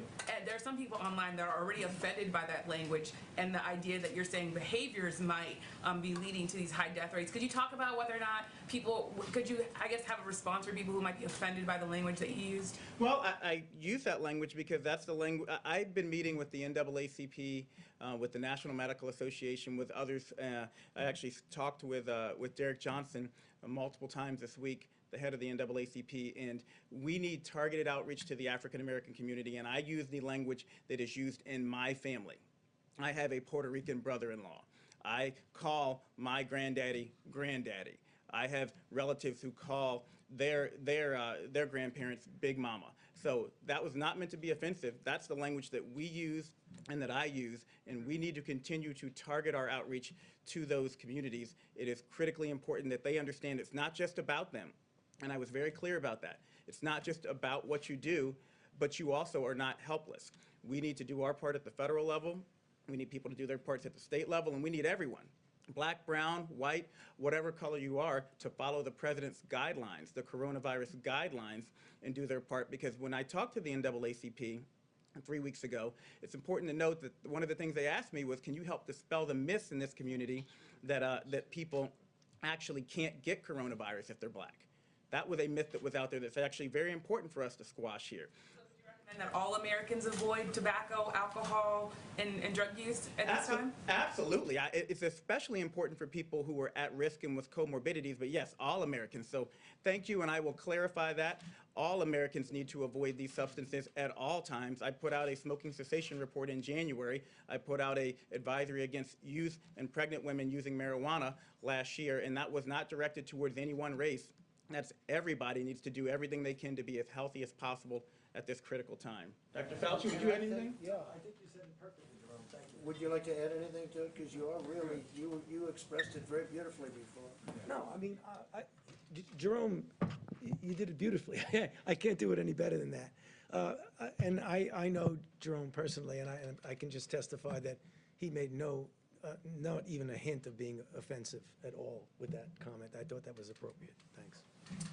And I can tell you, Jerome has done a fantastic job, our Surgeon General. I just hope nobody steals him and he goes to one of these big companies for a fortune. Don't leave us, right? Don't leave us, Jerome, please. He's doing a great, you are happy and you're doing a great job. And everybody tells me that too, so we appreciate it. Please. Thank you. So Google and Apple have announced that they are jointly enabling contact tracing on their mobile phone operating systems. And I was wondering if this is something that you would consider, or maybe the doctors Well, that's would consider. individual freedoms problems and a lot of other things. Is it something we're going to look at it, certainly, and we know they've done that, and it's it's very new technology. It's very interesting, but a lot of people worry about it in terms of a person's freedom. We're going to take a look at that, a very strong look at it. We'll let you know pretty soon. And I have another Brand question. new, yes, please. So can you explain why it is appropriate in the middle of a pandemic to be talking about cutting or eliminating funding for the World Health Organization? Well, we're going to talk about the WHO next week in great detail. I didn't want to do it today, Good Friday. I didn't want to do it before Easter. I also didn't want to do it before we have all the facts. But over the years, many years, we've been paying them from $300 to $500 and even more $1 million a year. China's been paying them less than 40 over the years. So we're paying them more than 10 times more than China. and they are very, very China-centric, as I said during the week, China-centric.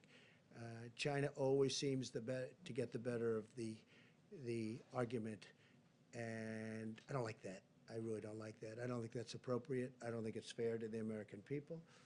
And, you know, I tell that to President Xi. I tell that to Dr. Tedros. I spoke to him one time. I think he's a very nice man. I liked him. But we're going to be talking about that next week in great detail. We're looking at it very, very closely. We want to make sure money is properly spent. But again, why is the United States paying $500 million a year? It's a lot. And why is, okay, that's a lot. And why is China paying this year, $42 million, but generally under 40, so it's in the 30s. So we're at 500, 452, 400, 401, different amounts, different years. And they're at 40, 38, 36, 35, 32, 31. No, but you have to ask yourself that question. And then the answer always turns out to be in China's favor. Well, I have the same thing with the world trade. Isn't it interesting? World trade. So we have World Health and we have World Trade.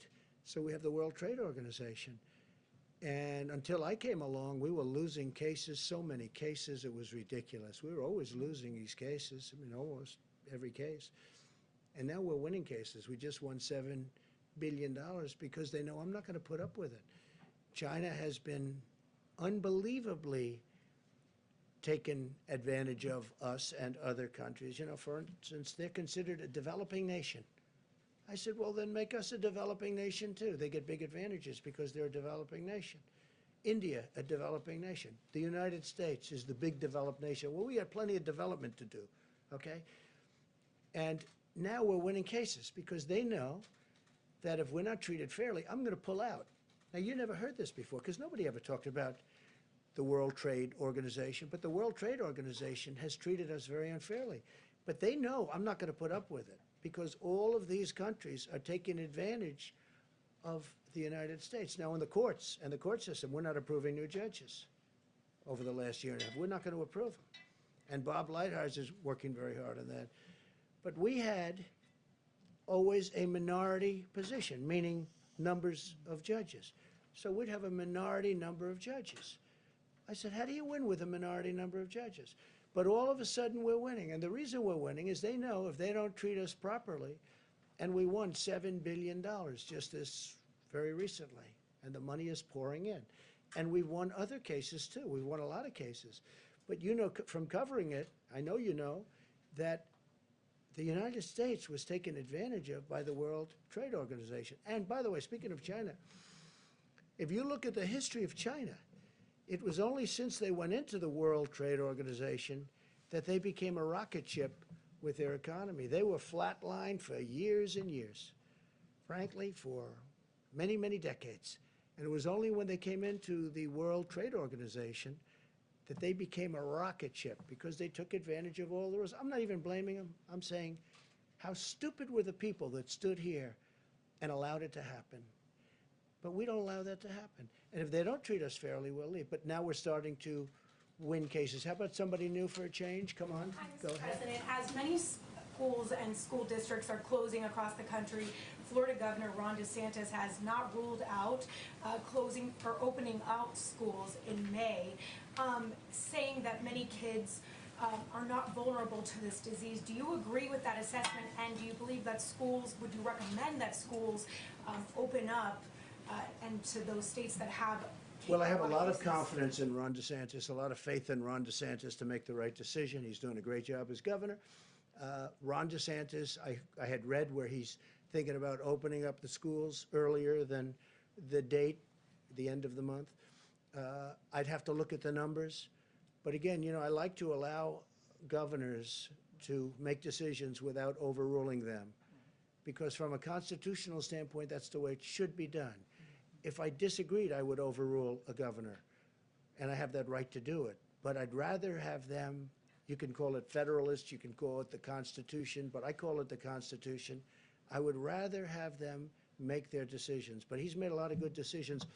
And he hasn't said he's going to, but he's thinking about it, so I'll take a look at it. If I can ask a follow-up to one of the doctors, if you allow children back in the schools, wouldn't that pose a threat to spreading the virus even further to some of those vulnerable? Well, I think the answer is people? obvious, but if you want, either, would you want to just talk about that, maybe? Tony? I know, it's, I think we know the answer to that. Yeah, I mean, from pure public health issues is that if you have a situation in which you don't have a real good control over an outbreak and you allow children to gather together, they likely will get infected. And if they get infected, the likelihood that they will bring the infection home. So that really is a risk. I don't know the situation at all in any detail, and I'm not specifically speaking about Florida. I'm just speaking generically about what happens when you have infections in the community and you have congregation of people, such as in classrooms, that's a risk. Has anyone under 25 died, Dr. Fauci, in the country? Yes. The governor Yes. said that no one under 25 has died. I guess you could clarify that people under 25 can die as a result of this. Maybe in Florida they have. Yeah, I'm not sure. Again, In the country. Okay, let's do that because I don't want to have to be answering for a particular state. Yes, people under 25 have died of coronavirus disease in the United States of America. If you reopen the country in May and there's a new outbreak or a spike in infections, are you open to the idea of shutting the country down again? Depending on the outbreak, yeah. You would be open Depending, I mean, and that's happened, as you know, with a couple of countries. You know what I'm doing? I'm watching other countries.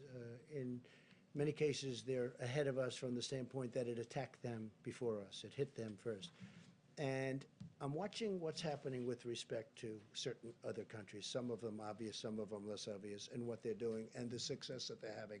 And that's going to play a large part of the role. We're also setting up a council of very, very great doctors and business people. We're going to be announcing it on Tuesday.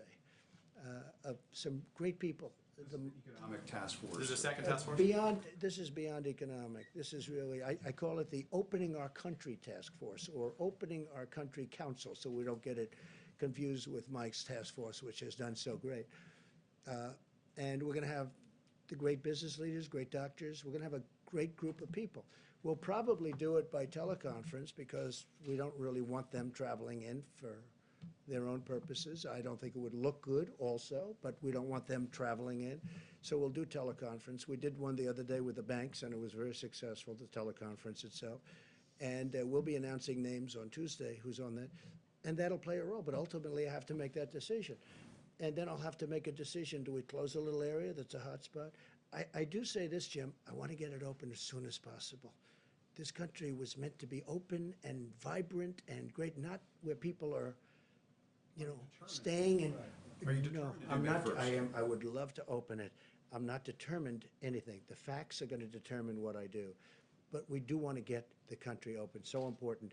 So I'll have a task force, I'll have a council. It's going to be announced on Tuesday with names that you have a lot of respect for, a lot of great names, different businesses, different people. Bipartisan. I didn't even ask. I mean, honestly, I think it's bipartisan. The one thing I didn't ask, are you Republican or a Democrat? Hard to believe, but I didn't ask. So it would be. And I want their views on what they think. Also, very important, different parts of the country. Because you go to the Midwest, it's different than perhaps the East Coast or the West Coast. Now, the West Coast, those numbers are really pretty amazing on the West Coast. Very interesting. So we're going to be announcing that in a very short while, probably Tuesday. Go ahead, please. Thank you, Mr. President. Government officials in Latin American and Caribbean nations, Bahamas, Cayman Islands, have been saying that U.S. authorities are blocking the shipment of PPE in certain cases, and I'm wondering if you could speak to that as Well, what is they're the doing, policy? we have a tremendous force out there, naval force, and we're blocking the shipment of drugs.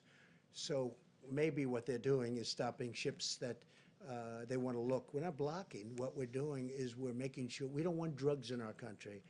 And especially with the over 160 miles of wall, it's getting very hard to get through the border. They used to drive right through the border like they owned it. And in a certain way, they did. They could drive right. They had human trafficking. They had, all of a sudden, they have a powerful wall up. and they're not driving through that wall. That wall is tough, and it's also loaded up with equipment, cameras and sensors and everything you can think of. On top of that, we have drones flying back and forth over it. So it's a very powerful. It's a very powerful barrier between Mexico and the United States. A lot of people, though, what they're doing now is they're trying to come in through the waterways, whether it's the Gulf or the ocean itself. And what we're doing is we're being very tough, and we're being tough because of drugs and also human trafficking. And remember, the human trafficking is mostly females. It's mostly females. It's horrible, and what we're seeing is horrible. But you have we have a human trafficking problem worldwide, the likes of which, you think of it as an ancient thing. It's not ancient. It's bigger now than it's ever been before over the last 10 years because of the internet. The internet made human trafficking to the extent that it is now, which is massive. The internet made it so big. So we have a big naval force that's stopping. So maybe when you mention that, maybe their ships are getting caught. But we are stopping a lot of ships, and we're finding a lot of drugs. Yeah, please. Thank you, sir. On the additional money for small. I meant you, but that's okay. Go ahead. We'll do this. Sorry. Go ahead. On the additional money for small business, apparently Treasury Secretary Mnuchin speaking with the Democrats in Congress. Yeah. Are you allowing? Are you talking about the new? Yeah, the new $250 billion. Yeah, $250. Are you willing to give into the Democratic demands for additional money for hospitals, states, and cities in that interim round of I'd rather have that be in phase 4. I don't deny it. I think it's fun, but I think it should be in phase 4, and I think we should have infrastructure, and I think we should have a payroll tax moratorium, because that's something that over a period of time, the workers get, sort of semi-immediately. It's over that period of time. It starts immediately, but it's over a period of time. I mean, there are a lot of people, I'm one of them, that would have liked to have seen the payroll tax cut as a permanent cut. But we should do the double-edged, meaning business, employee, payroll tax cut. So we're talking about that. And I'm certainly okay with helping the states and helping the hospitals. I just think, because, look, the hospitals need help. You see what they've gone through. And the states need help. Some states in particular need help. They need big help. I'm willing to look at that very strongly, but I like looking at it in phase 4. The 251 is actually, the plan is working out well. The banks are getting started with the distribution. They've taken thousands and thousands of applications. The numbers aren't even believable, the number of applications. They're swamped, but Bank of America and Wells Fargo, and I guess Citibank is just now kicking in. And also what nobody's talking about, the commercial banks, the community banks. Everyone's talking commercial banks. The community banks are doing tremendous volumes.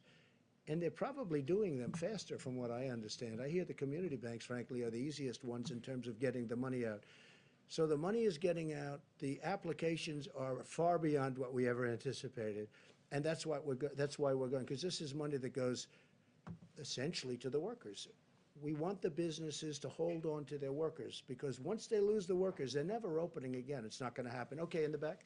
Sir, Gordon Lewald from Wall Street Journal. I wonder if you could expand a little bit on your, like the form that Mexico would take, the reimbursements, like what form would that take?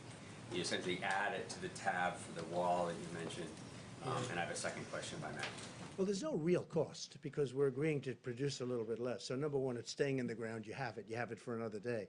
It's actually cheaper than storing it, where you take it out and you deliver it to a massive well, like the strategic reserves, our national strategic reserves, where it has to be brought there, and that's, an expensive process in itself. But oil is getting to a point where, there are some areas, some people would say the water is more valuable than the oil. You never thought you were going to see that. You never thought, having covered, I know you cover it, you never thought you'd be seeing oil at $20 a barrel, but how about $10 a barrel? That you never thought you'd see.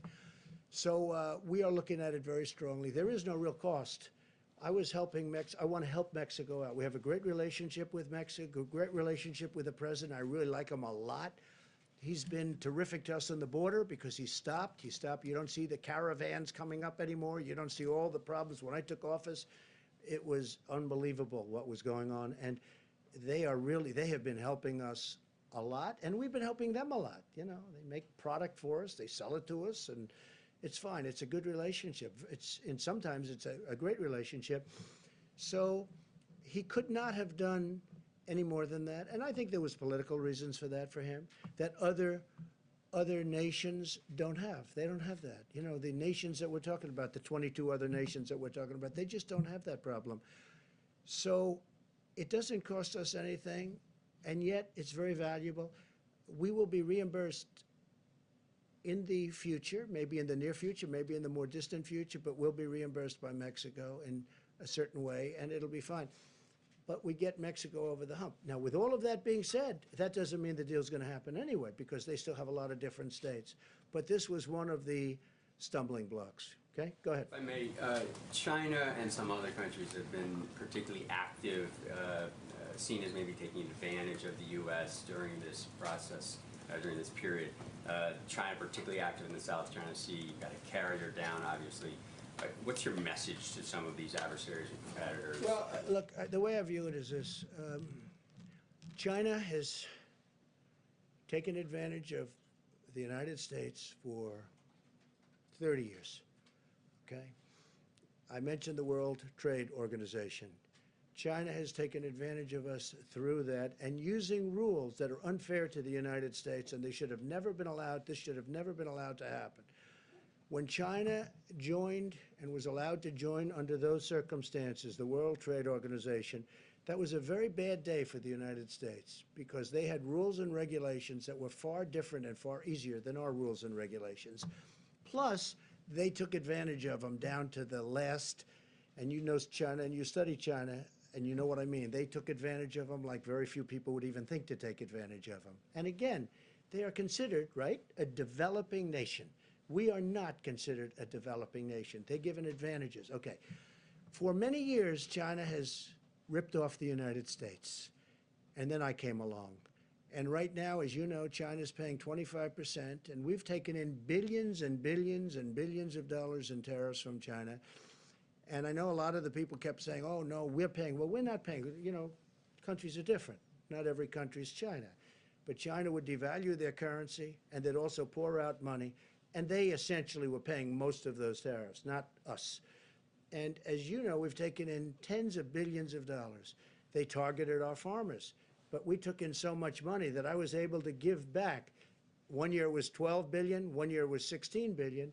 I was able to give back our farmers the money that they were targeted, hurt. China bought 12 billion and bought 16 billion. 1 year 12, 1 year 16. I was able to give them back the 12 and then give them back to 16, the farmers. And they weren't targeted, and they're all in business. Now we're doing it because they got targeted in a different way.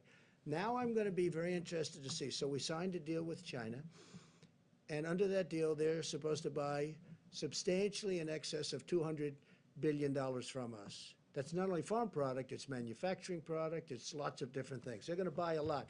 I just want to see if they live up to that deal. I know President Xi, I would say he would live up to the deal. But remember this. I never took off the tariff. It's still 25%. That's a big 25% of $250 billion. So for the first time, and you saw also, now again, I'm going before the virus hit, because that's sort of like, that's like, let's start all over again. Okay? I can't tell you that yet, because that chapter hasn't been written yet. But go up a few weeks ago, the deficit with the United States and China was coming way down. Nobody's seen that. Nobody's ever seen that before. But the deficit has come way down. So now we start a new chapter. And I can only tell you, if a smart person is standing where I'm standing, we're going to do very well with China. Okay? And I think it's, I have to also say this, I think our relationship and having the relationship I have with China is a good thing. But for the first time, we're benefiting instead of being the sucker that could, you know, that got taken advantage for years. Nobody. You know, I said to China, how did this ever happen? I got to know him very well. I said to him, representatives of China at the top level, you know who I'm talking about. I say, how did this ever happen? They looked at me and they said, but nobody ever called us. We didn't have a deal. It's not like we had a bad deal. We had worse. We didn't have any deal at all. So they just took advantage. Think of it, $500 billion a year deficit. Not 500 million's a lot of money, right? It's not, everyone thinks I made a mistake when I say 500 trillion. No, you mean 500 million. No, I said $500 billion a year deficit with China for a long time. But it was 200, it was 300, it was 400, it was 500, 556 billion, 507, $500 billion plus a year deficit with China. Now I'm charging them tariffs. And you know, it's very interesting. A lot of people that don't want to do that, they all agreed because China has taken advantage of this country like nobody has ever taken. We have built China with the money we gave them. Now, I give them a lot of credit, okay? I give them a lot of credit. They did it. But you know what? We made it a hell of a lot easier. We gave them a fortune. Go ahead. How about you in the back? Yes. Thank you, Mr. President. I'm Deborah Saunders with the Las Vegas Review-Journal, and I'm here today as the print reporter, the print puller. So I'd like to ask you a question and then ask a question from one of the reporters who couldn't be here because of social Sure, distancing. go ahead. Thank you. A little louder, please.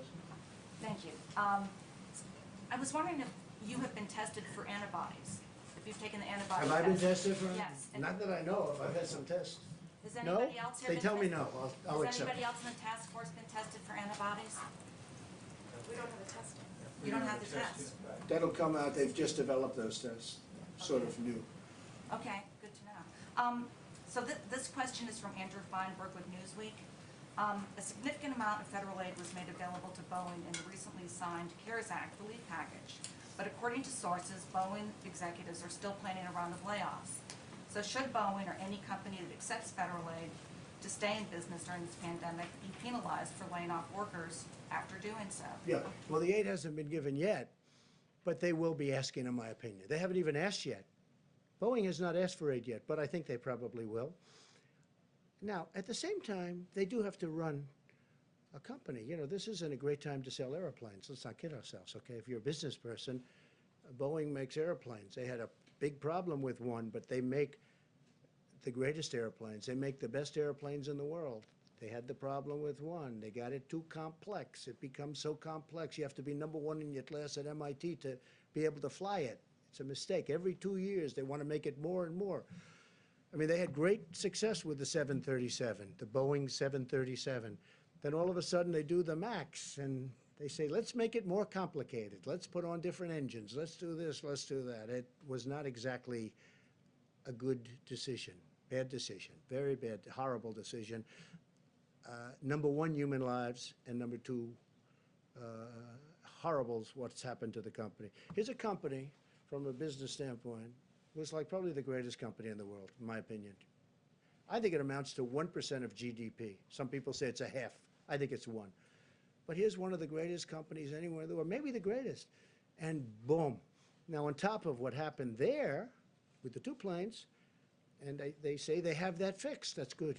They say they have it fixed undisputably. In fact, somebody said, they gave me something. I said, you should say it that way. They said, sir, this is now the safest airplane in the air. I said, that's what you should say. That's a very good statement. It's the safest airplane in the air. That's a very good statement. You should use it. I said, by the way, you're changing the name? But whether you do or not, you should use that. But he said that. A Boeing person said to me, it's the safest airplane in the air. That's a great thing. But we know they're going to need help. Now, does that mean they're going to need help and they should keep people that they absolutely don't need? That business is a very cyclical business, like many businesses, frankly. So that determination hasn't made. They have not spoken to us yet. I think they will be. Maybe they won't need help. That'll be great. Look, Boeing made so much money. Who would have thought they could have made all of those planes that are parked all over the place? In many cases, I guess payments not made. But who would have thought they could do that and they're still a solvent company, okay? I mean, what a tragic thing happened in numerous ways, but also economically.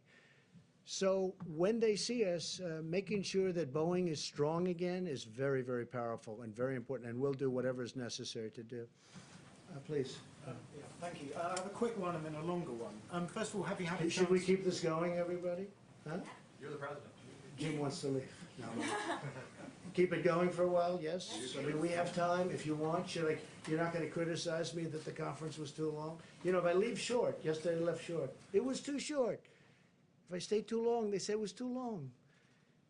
Someday we're gonna get it just right, okay. Should we continue? Should we continue? Yes? Well, at least answer my questions. Yeah. Okay, let's, at least for your question.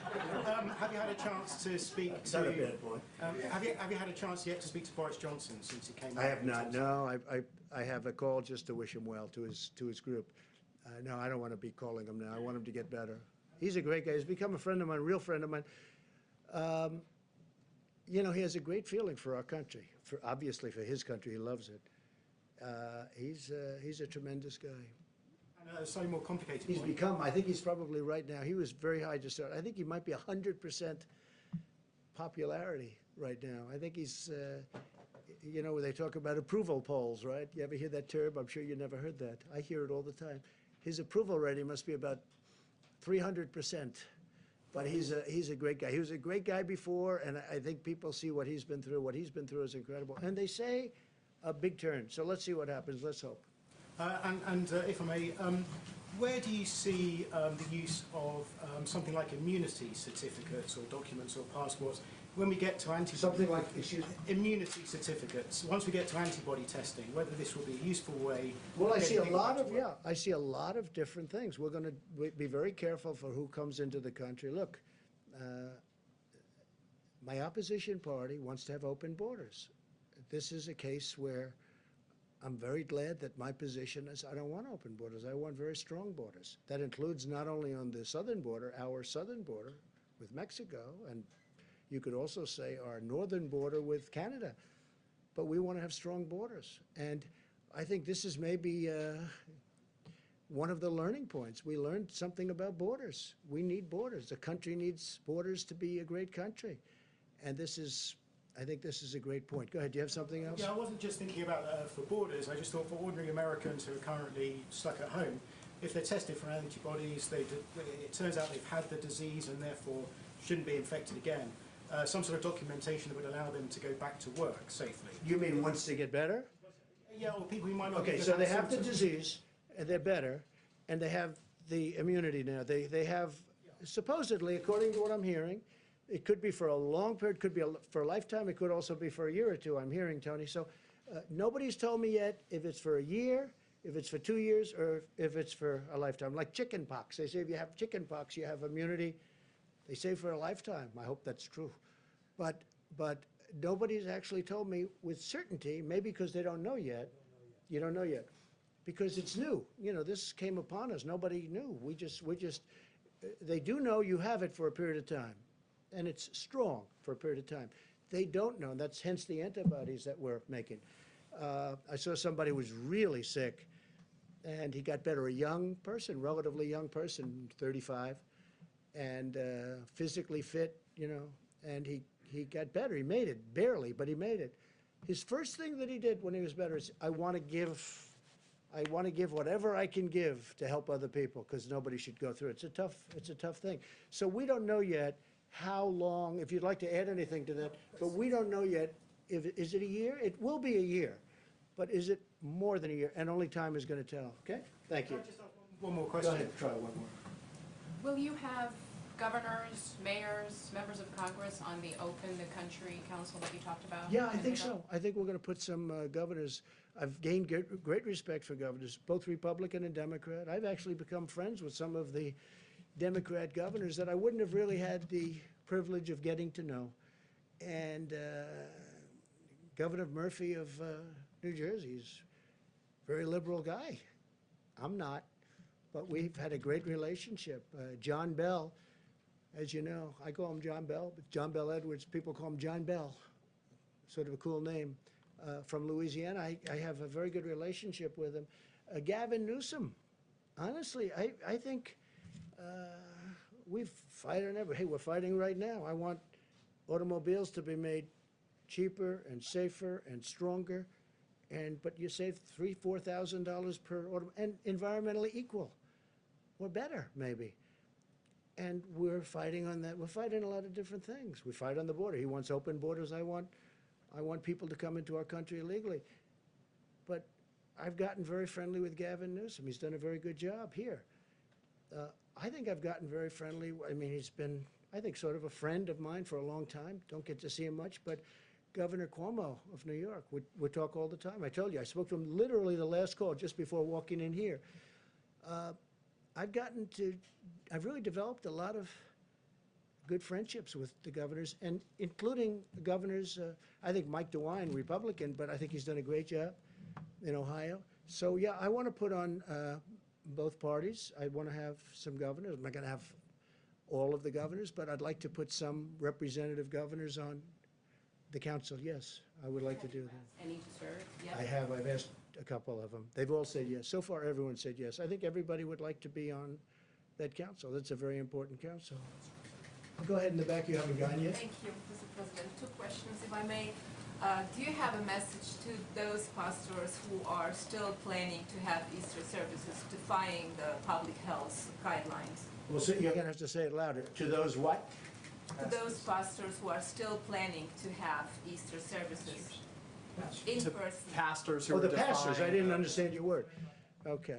You have a very nice voice, but it's a little bit low, and you're far back. I've had talks with the pastors, and most of the pastors agree. And it's a very complex subject, let's face it, you know, for the obvious reasons. I don't have to go into it. Most of the pastors agree that they are better off doing what they're doing, which is distancing. They feel that let's get this over with, and they want to get back to church so badly.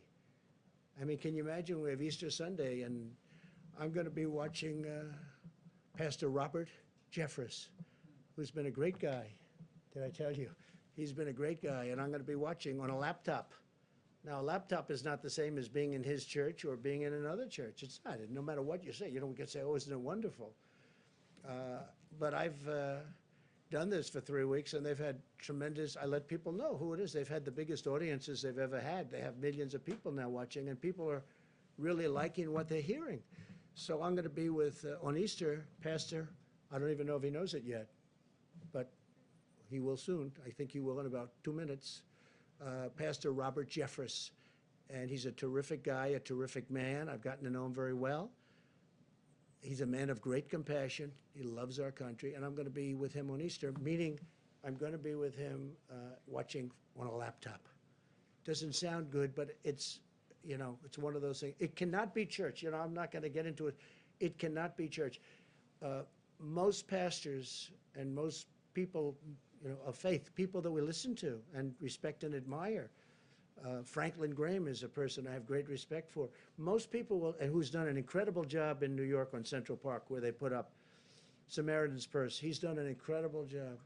The son of the late, great Billy Graham. His family is incredible. He's incredible. Franklin Graham, the job he's doing on, I mean, he loves to do it. He has such a passion, and that's why he's so good at it. He does it with incredible love. And he will tell you, we're all saying we've got to get our country cured. I know there are some pastors and ministers and others that want to get together. I would, and I have great respect for them. Two of them I know. But I would say first, heal. I'm a Christian. Heal our country. Let's get healed before we do this. And if there's time to do that, we'll do it for hopefully the rest of our lives. Please. Thank you. The Mercy and the Comfort seem to be underutilized at the Yeah. moment in Los Angeles and New York. Is there any consideration either to sending the medical units into the cities to help Yes. the hospitals there, or to moving the hospital ships? So the Mercy and the Comfort were sent when projections were much higher. And I say, Tony backed it up. Deborah made the statement. They said, you're not going to need these many rooms. But we wanted to be prepared. I mean, you know, we had the ship. They did an incredible job. With the Comfort was supposed to be in maintenance for a period of 4 weeks, and they had it done in 3.5, 4 days. And it came up. And so we had it there. If there was a disaster from the standpoint of you needed all of the, now, I tell you, the Javits Center, Andrew will tell you, we were ready to go. It's incredible the job they did. But they're using less beds. This is a good thing, not a bad thing. They're using less beds. Now, Javits has been pretty busy over the last couple of days, and the death numbers are horrific. But you go back now, and you're finding they're going to start to come down very substantially, just based on the fact that the bed usage, the number of beds are much, much less, much, much less. So the mercy and the comfort were there in case they needed them. Los Angeles, where you have the one, and New York, where you have the other, they just don't. Fortunately, we haven't hit numbers where they would have been used. They're always going to be sort of overflow because they're on the edges. You know, they're not as convenient as certain places. But the people were ready, willing, and able. They were ready to go. They were going to do a great job. But fortunately, we don't need, just like we didn't need as many ventilators. When they were asking in New York for 40,000 ventilators, I had experts, these people, I listened to them. They said, you'll never need that many. And they were right. And New York now has its, and I dealt really well with Mayor de Blasio. We got him a lot of ventilators. We got Andrew a lot of ventilators. But we never felt you needed the numbers that you were talking about, and we were right on that. Now, with all of that being said, we have a lot of ventilators ready to go. We have almost 10,000 in the stockpile. That 10,000 can move rapidly. We can be within 24 hours almost anywhere.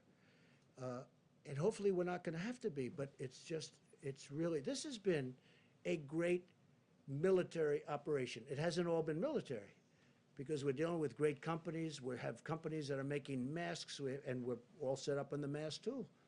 I just told you we have an order coming in soon, 500 million masks, 500 million.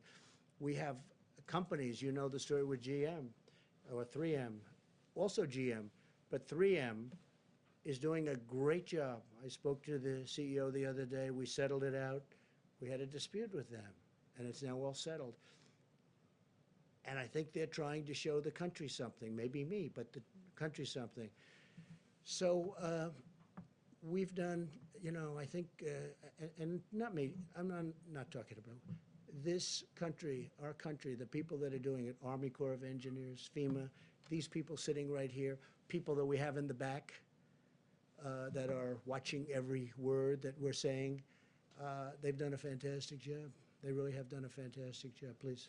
Thank you, Mr. President. I wanted to ask you a question about testing. You've mentioned the impossibility of testing the entire American public. So has what do we have? The Surgeon General. Hold on. What do we have? 350 million people? You're going to do 300? That's not what I'm getting at. What I'm getting at is priorities. And Dr. Birx has mentioned how there have been priorities in certain regional parts of the country. And I wanted to ask you specifically about one industry in particular, and that's food processing plants. Is there a priority to get testing at food processing plants all across the country? Well, you're asking that because of what happened. It's a fair question, too. What happened in Denver? Because in Denver, I've never seen, I said, what's going on? We're looking at this graph where everything's looking beautiful and it's coming down, and then you got this one spike. I said, what happened in Denver? And many people, very quickly, and by the way, they were on it like so fast you wouldn't believe it. They knew every aspect. They had people going, not only testing, who did you see, where were you, how many people did you meet, were you out to dinner, in somebody else's home, where were you, where did this number of people come from, they are totally on it. Now this just happened. I just saw it this morning. I'm looking at everything smooth, going down, topping out. Then you have this one spike in Denver. It's like, where did this come from? So we'll be looking at that, and we don't want cases like that happening. But this is the kind of thing can happen. This is very complex. This is a very brilliant enemy. You know, it's a brilliant enemy. They develop drugs like the antibiotics. You see it. Antibiotics used to solve every problem. Now one of the biggest problems the world has is the germ has gotten so brilliant that the antibiotic can't keep up with it. And they're constantly trying to come up with a new. People go to a hospital and they go for a heart operation. That's no problem, but they end up dying from problems. You know the problems I'm talking about. There's a whole genius to it. We're fighting, not only is it hidden, but it's very smart, okay? It's invisible, and it's hidden, but it's very smart. And you see that in a case like Denver. But I think we're doing well, and they're on Denver like you wouldn't believe. I came in this morning, it was a flurry. I said, what's going on? They said, Denver. I said, what happened at Denver? Because Denver was doing pretty well. And they've got that under control. But yeah, that would be a case where you do some very big testing. Peter? Mr. President, we learned that more than 16 million Americans filed for unemployment over the past 3 weeks. It's Good Friday. It's payday. We are seeing troubling, paralyzing lines at food banks around the country. What do you say to those Americans in need right this moment? Number one, I love them. Number two, we're working really hard. It wasn't their fault what happened. Sometimes they don't do a good job and they lose their job. That's one thing. This is a case where we take the strongest economy in the history of the world, which is what we had. More people working in the United States, Peter, than ever before. Almost, I mean, look at the numbers, 160 million people, almost, just short of 160, excuse me. So we have the greatest economy we've ever had. And by the way, black unemployment, Hispanic unemployment, Asian unemployment, the best numbers we've ever had in virtually every way. And then you get hit like this. And it's traumatic. People that had great jobs, that went out to dinner and they didn't have any problems, they take their family, they were making good salaries, all of a sudden, you use the term cold turkey. It's cold turkey. They go from that to having no money and waiting for their checks, which are being processed very rapidly, but they have to go out and look for money. It's a terrible thing. All I say is we love them, we're working so hard, and they're going to be back. And I hope they're going to be back even stronger than before. Let me ask you about that if I can, just to follow up then. You chose not to do a national stay-at-home order. Now that you say you want to reopen parts of the economy, what authority do you have to do that? Isn't it ultimately up to the states to do that? Yeah, no, it's really, the states can do things if they want. I can override it if I want. But the national stay-at-home, just so you understand, 95% of the country is stay-at-home. Like as an example, I was speaking with the great governor of Texas, Greg Abbott, the other day. He has a stay-at-home. A lot of people didn't even know it, but he had a stay-at-home. Some people reported Texas wasn't. He had a very strong stay-at-home.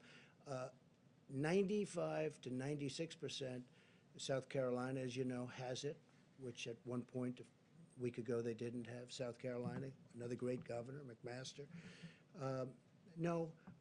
95% of the country is covered. Now, the states that aren't, and again, constitutionally, from a federalist standpoint, if I thought there was a problem, if I saw a state with a problem, I would absolutely demand it.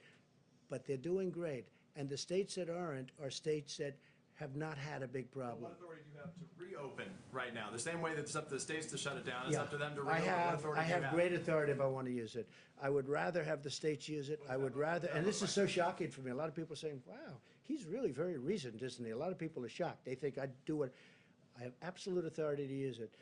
But so far, our relationship with governors and the job they're doing, I haven't had to do it. Would I do it if I saw a state that was out of control and they didn't have the stay-at-home policy? I would do it in a heartbeat. Jeff? Mr. President, there's obviously a lot of interest in how you're going to make that decision. It's a very big decision.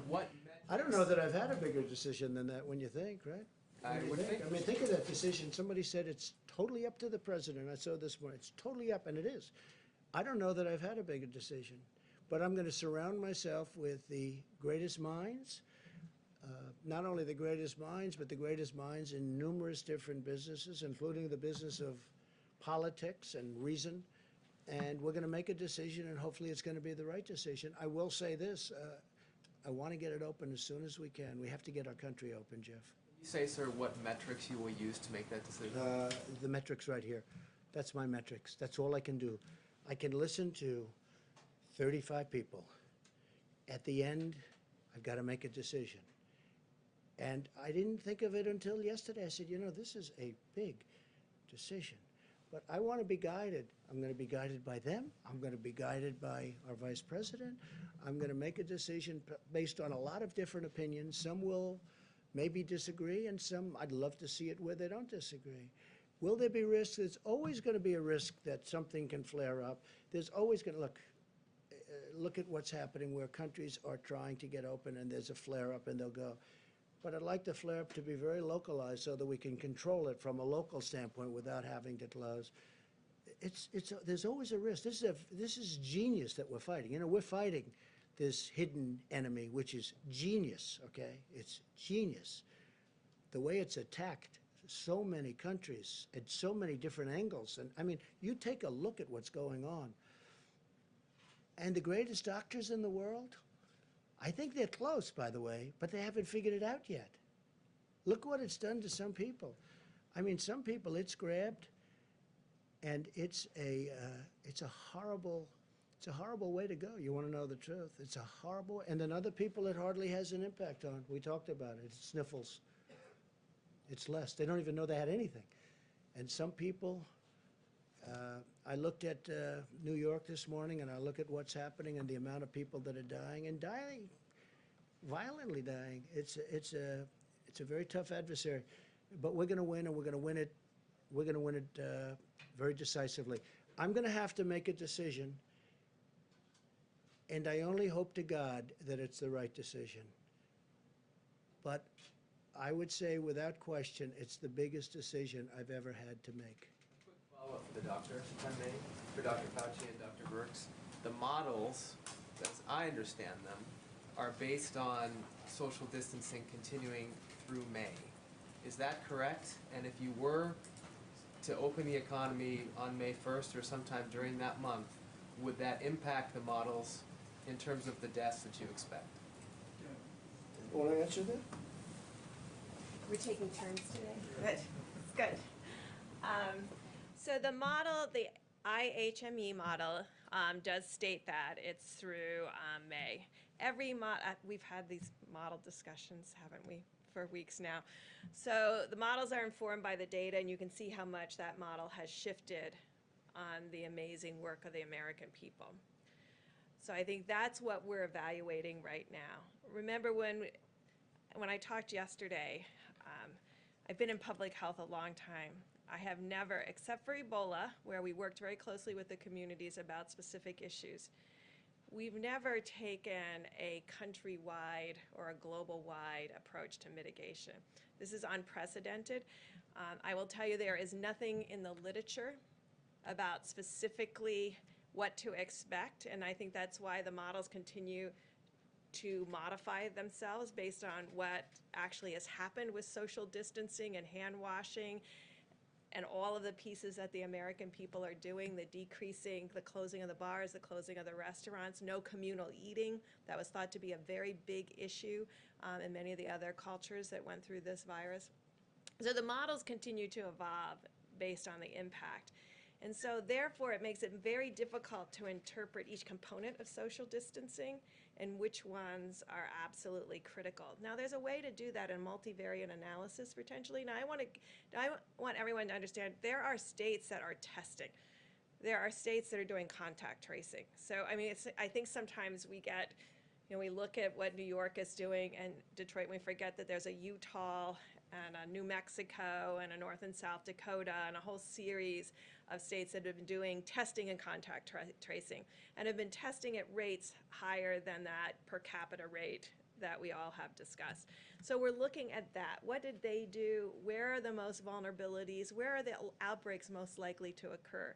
And that's why I've been talking about nursing homes, because we do believe that there's a relationship between age and seriousness of disease. Not to say that there can't be young people with serious disease, but proportionally, it's a smaller piece with serious disease. And so when you have that kind of spectrum where the older and the more complicated, the higher the severity, you get the impression that there may be more asymptomatic in younger age groups, and that's where the antibody test comes in. So when you put all these pieces together, you're trying to understand where would be the first signals. So we have surveillance out there right now with the CDC's influenza-like illness.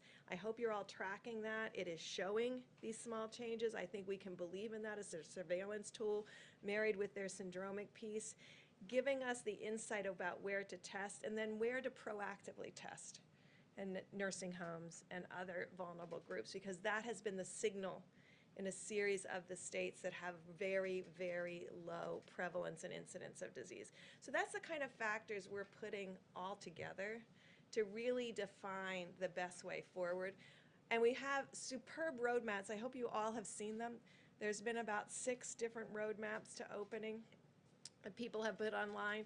And again, there's no literature that you can cite and said, well, we did this 20 years ago and what really worked. There isn't that. There's brilliant public health people giving us their insights. Core of the question is, because those are the models you've been using, if you do go with starting to open up the economy again on May 1st, doesn't that lead to more deaths? Well, look at how much it changed with mitigation. And now we're looking at those state by state, and there's some states in there that are still in contact tracing. So we're looking at the impact of that model and what that model predicted based on the type of contact tracing, less mitigation, more contact tracing. Are you getting what I'm talking about? No. Okay, so there are states that didn't stay-at-home orders, but we're doing contact tracing from outbreaks. So we're looking at them and how they have done, and we're looking at certainly what's happened in the big metro areas. And we're integrating all of that data together to make a plan going forward. So I can't tell you, because look at how much the model has changed in just a week. Remember, just a week ago, it was 80,000. Now it's 60,000. So, and the curves, I'm sure you're all watching it, the curves are getting much broader confidence intervals. There is still the dotted line, but the confidence intervals around the dotted line are getting bigger. When you see that, you know the model has a bit of an instability. And so that's why Tony and I base a lot of our decision and discussion on cases and what physically is happening in that county and that state. At the same time, not ignoring the models, but integrating the models as one piece of our thought process. Right. Do you want to come up here and say what you think about models? Okay. Dr. Works, can you update something? I just want to say that, you talked about couldn't it lead to death, meaning you open up, could lead to death, and you're right. But you know what? Staying at home leads to death also. And it's very traumatic for this country. But staying at home, if you look at numbers, that leads to a different kind of death, perhaps, but it leads to death also. So it's a very big decision. As I say, it's the biggest decision I'll ever make. All right, we'll do a couple of more and we'll go. Thank you. Thank you, Mr. President. Before you came out here, you said one of the last people that you talked to was Governor Cuomo. Yes. And at his news conference today, he said that he was asking you to use the Defense Production Act to require companies to make more tests, to streamline testing. Is that something that you would consider, because you've considered it with ventilators? Well, the other side seems to keep using that, and I have used it. I've enacted it, you do know, and I've used it. Some people thought viciously. Just ask a couple of companies. If you want, you can just look up the names. And I'm surprised that he would have said that. We actually have great tests. We have others under development. You don't need full testing, as the doctors have been talking about ad nauseum. So I would be surprised that he would have said that, meaning it that way. If he did, I'd have a much different type answer. Go ahead. You all didn't talk about it over the phone. We talked about testing. Yeah, we did talk about testing. And one of the things I did was I put the 2 doctors in charge of that call. I said, you know what, Andrew? I have 2 very talented people standing here. We're getting ready to go on. Let me put them and let me have them talk to you. And they talked to him really at length. And I think by the time they finished, he understood what we were saying. He understood it very clearly. Okay. One more question, please. You've talked a lot this week about holding the World Health Organization responsible for its response to the coronavirus. I'm curious if you've given any more thought to holding China financially responsible for the part that it played and the economic toll that it's taking on the American people. Yeah, I understand the question very well. Look, nobody has done to China or treated China as strongly as I have. Use the word strongly. As you know, you've reported on it. Billions and billions of dollars is flowing into our treasury because of what I've done with China. I think it's a very sad thing that happened. And I think if people knew, including the World Health Organization, and I do believe they knew, but they didn't want to tell the world. And we're going to get to the bottom of it. And we'll have reports on all of this, and we are not happy about it. But I wanted to leave the World Health war later. And I can tell you that we're constantly in touch with China. We're talking to China. And we've expressed how we felt. We're not happy about it. We're not happy about it at all, Kristen. Okay, one or two more? Yeah, Jim? Mr. President, we hear from a lot of people who see these briefings as sort of happy talk briefings.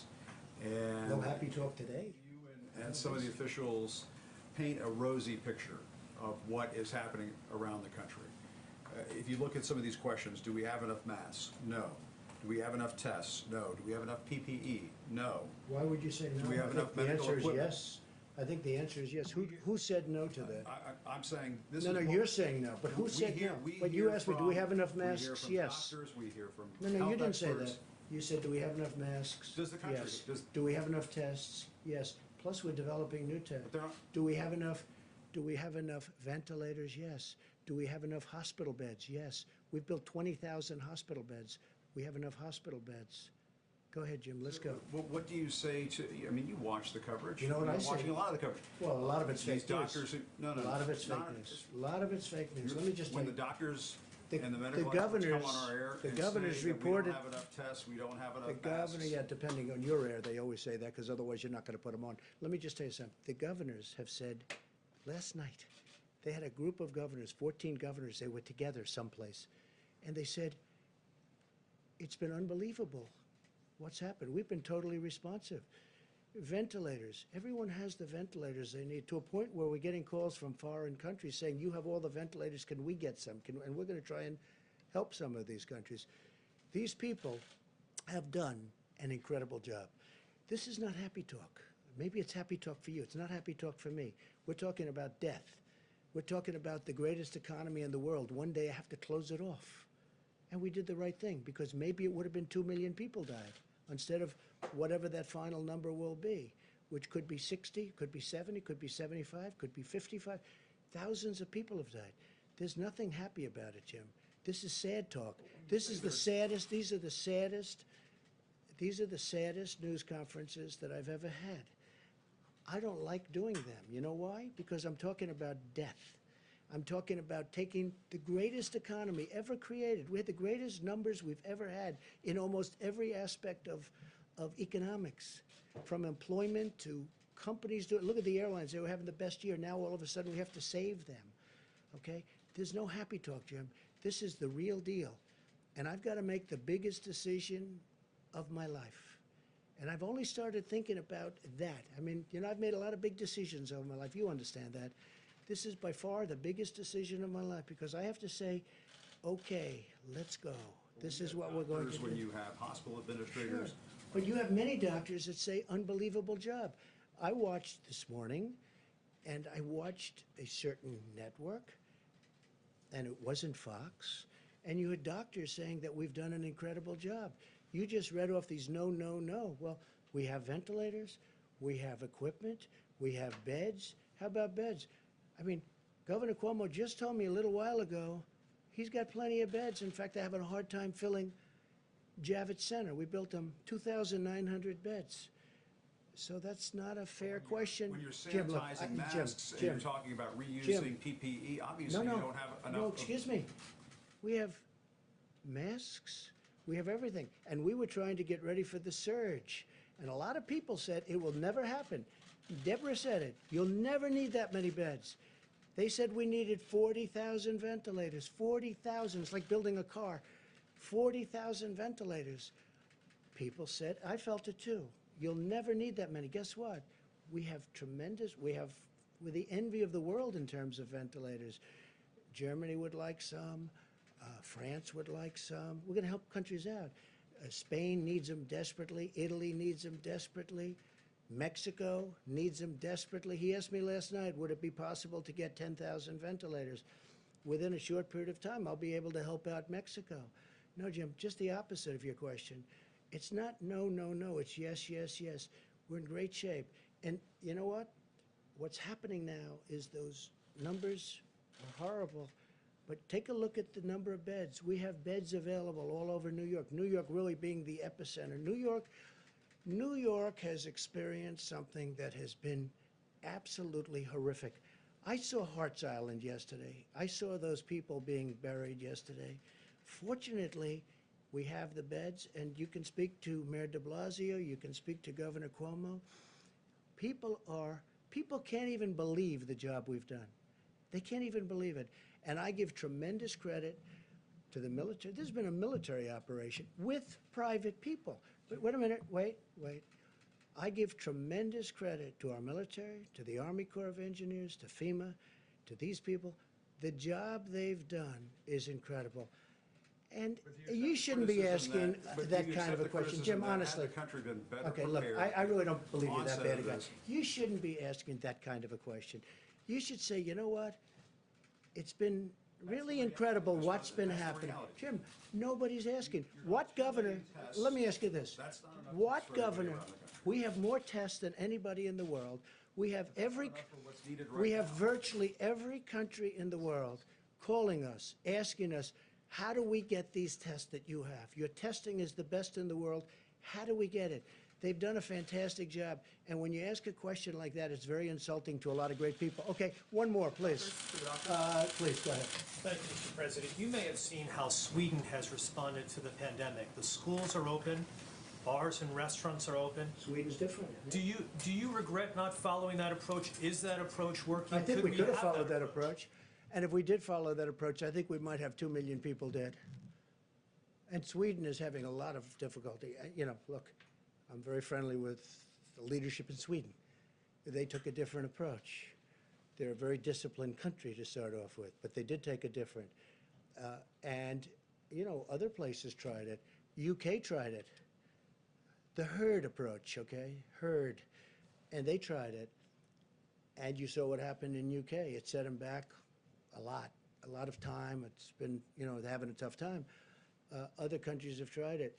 And Sweden is suffering greatly. I mean, Sweden's suffering greatly. If we did the herd, if we went with the herd, as they say, we would have had potentially, I mean, you see the charts. Nobody knows. Nobody will ever know, fortunately, because we're going to be substantially less than the minimum. I certainly hope, unless something happens that would be tragic. So they had a minimum number. If we did, one of the reasons we're so far below that number is because nobody thought the American people could be so disciplined. Nobody thought it was possible. And I guess when they watched us up here every day and they watched other people and they listened to their representatives and governors, nobody thought that the American people could be so disciplined. They've been unbelievable. And because of that, so you have a minimum number of 100,000, and then you had the 2.2 number that if we did nothing, if we did just kept working, everybody go to work, people would be dropping dead on the subways. No. If we would have lost 1 million people, take the 2.2 million and cut it in half. Cut it in more than half. Make it 1 million people, okay? Now take that number and cut it in half. Make it 500,000 people. That's if we did nothing, right? It's unacceptable. It's too many people. So we spent more money on stimulus? Who cares by comparison? You take 2.2, you cut it in half, you cut it in half, you cut it in half, you keep cutting it in half. I don't care what number you choose. 500,000, 400,000. Well, we're going to have, we were talking 50, 60, 65, maybe. Maybe. But if we would have done what one country tried, and it has been very tough for them, you know that, very, very nasty, very tough. But if we would have done that here, and again, you got to remember, UK tried it. And I was a little surprised, and I watched it. They were going about, what, 2 weeks, and they said, we got to stop, because they were going to have a whole country infected. So with all of that being said, we got to get back to work. We got to get our country open. But we could have lost 2 million people. We could have lost 1 million people. We could have lost 500,000 people. If we would have lost 500,000 people, now I'll say this also, from the standpoint of being president and vice president, and we're up there and we're doing that herd and we're going to bullet through it, do you honestly think people like Jim and yourself and other people Jeff, would have put up with it? As people are dying all over, they would have said, this man is crazy. Because the numbers, Tony, at a minimum, would have been many, many times greater than the numbers we're talking about. So I'm very honored by our decisions, all of us. We talk about it all the time. I said, you want to let him you just ride it. You just ride it right through. We would have lost potentially millions of people. No, it would have been unsustainable. It would have been impossible to do. And the American people have been so disciplined. It's been my honor to be their president. I've said it before. I'll say it again. I'll say it always. It's been my great honor to have been their president. And I have a big decision coming up. And I only hope to God that it's the right decision. But it'll be based on the input from a lot of very talented people, very smart people, and people that love our country. Thank you all very much. Thank you. Thank you very much. Thank you.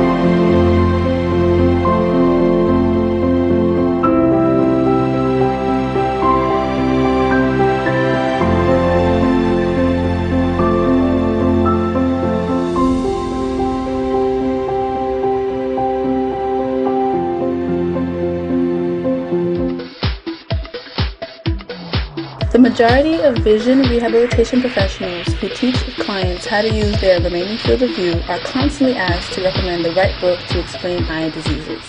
Although there are several great books on the visual field available, none seem to meet the need and standard of vision rehabilitation professionals to satisfy their clients' needs. This book is therefore the prescription that encompasses the major topics of eye diseases in relation to low vision, orientation, mobility specialists, and vision therapy. This book answers all the questions about the anatomy, physiology, pathophysiology, pathology, treatment, prevention, and vision rehabilitation therapy of any abnormality of the eye. This book can serve as a companion text for not only vision rehabilitation professionals, but also all medical and blindness students along with their family members. This book is available in all formats regardless of sight impairment, text, ebook, and audiobook. It is also available in all online bookstores, inside the Eye Disease website, Amazon, Barnes & Nobles, and Zilibris.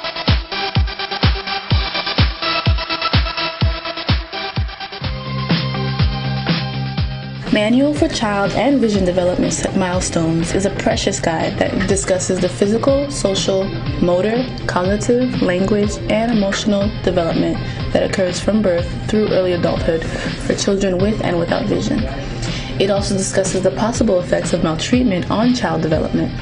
This book contains the most recent research theories and findings of child and vision development investigated by eye care specialists and psychologists. The manual also consistently relates information to real-life situations and demonstrates the usefulness of psychology in everyday life situations involving children. The content is designed to educate and guide a broad range of readers, including students, parents, child specialists, and doctors on developmental norms at different stages of a child's life. This book is available in all formats regardless of sight impairment, text, ebook, and audiobook. It is also available in all online bookstores, inside the Eye Disease website, Amazon, Barnes & Nobles, and Zilibris.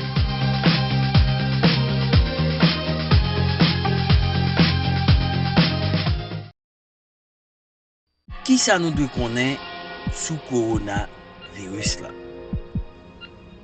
Lave men nou a l'eau avec savon pendant 20 secondes. Ou bien chanter Happy Birthday 2 fois.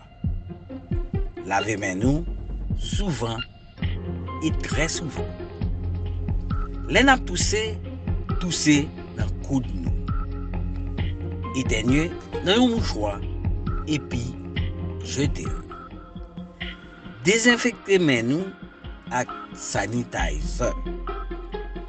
Pas bailler la main, ni pas embrasser pièce moun.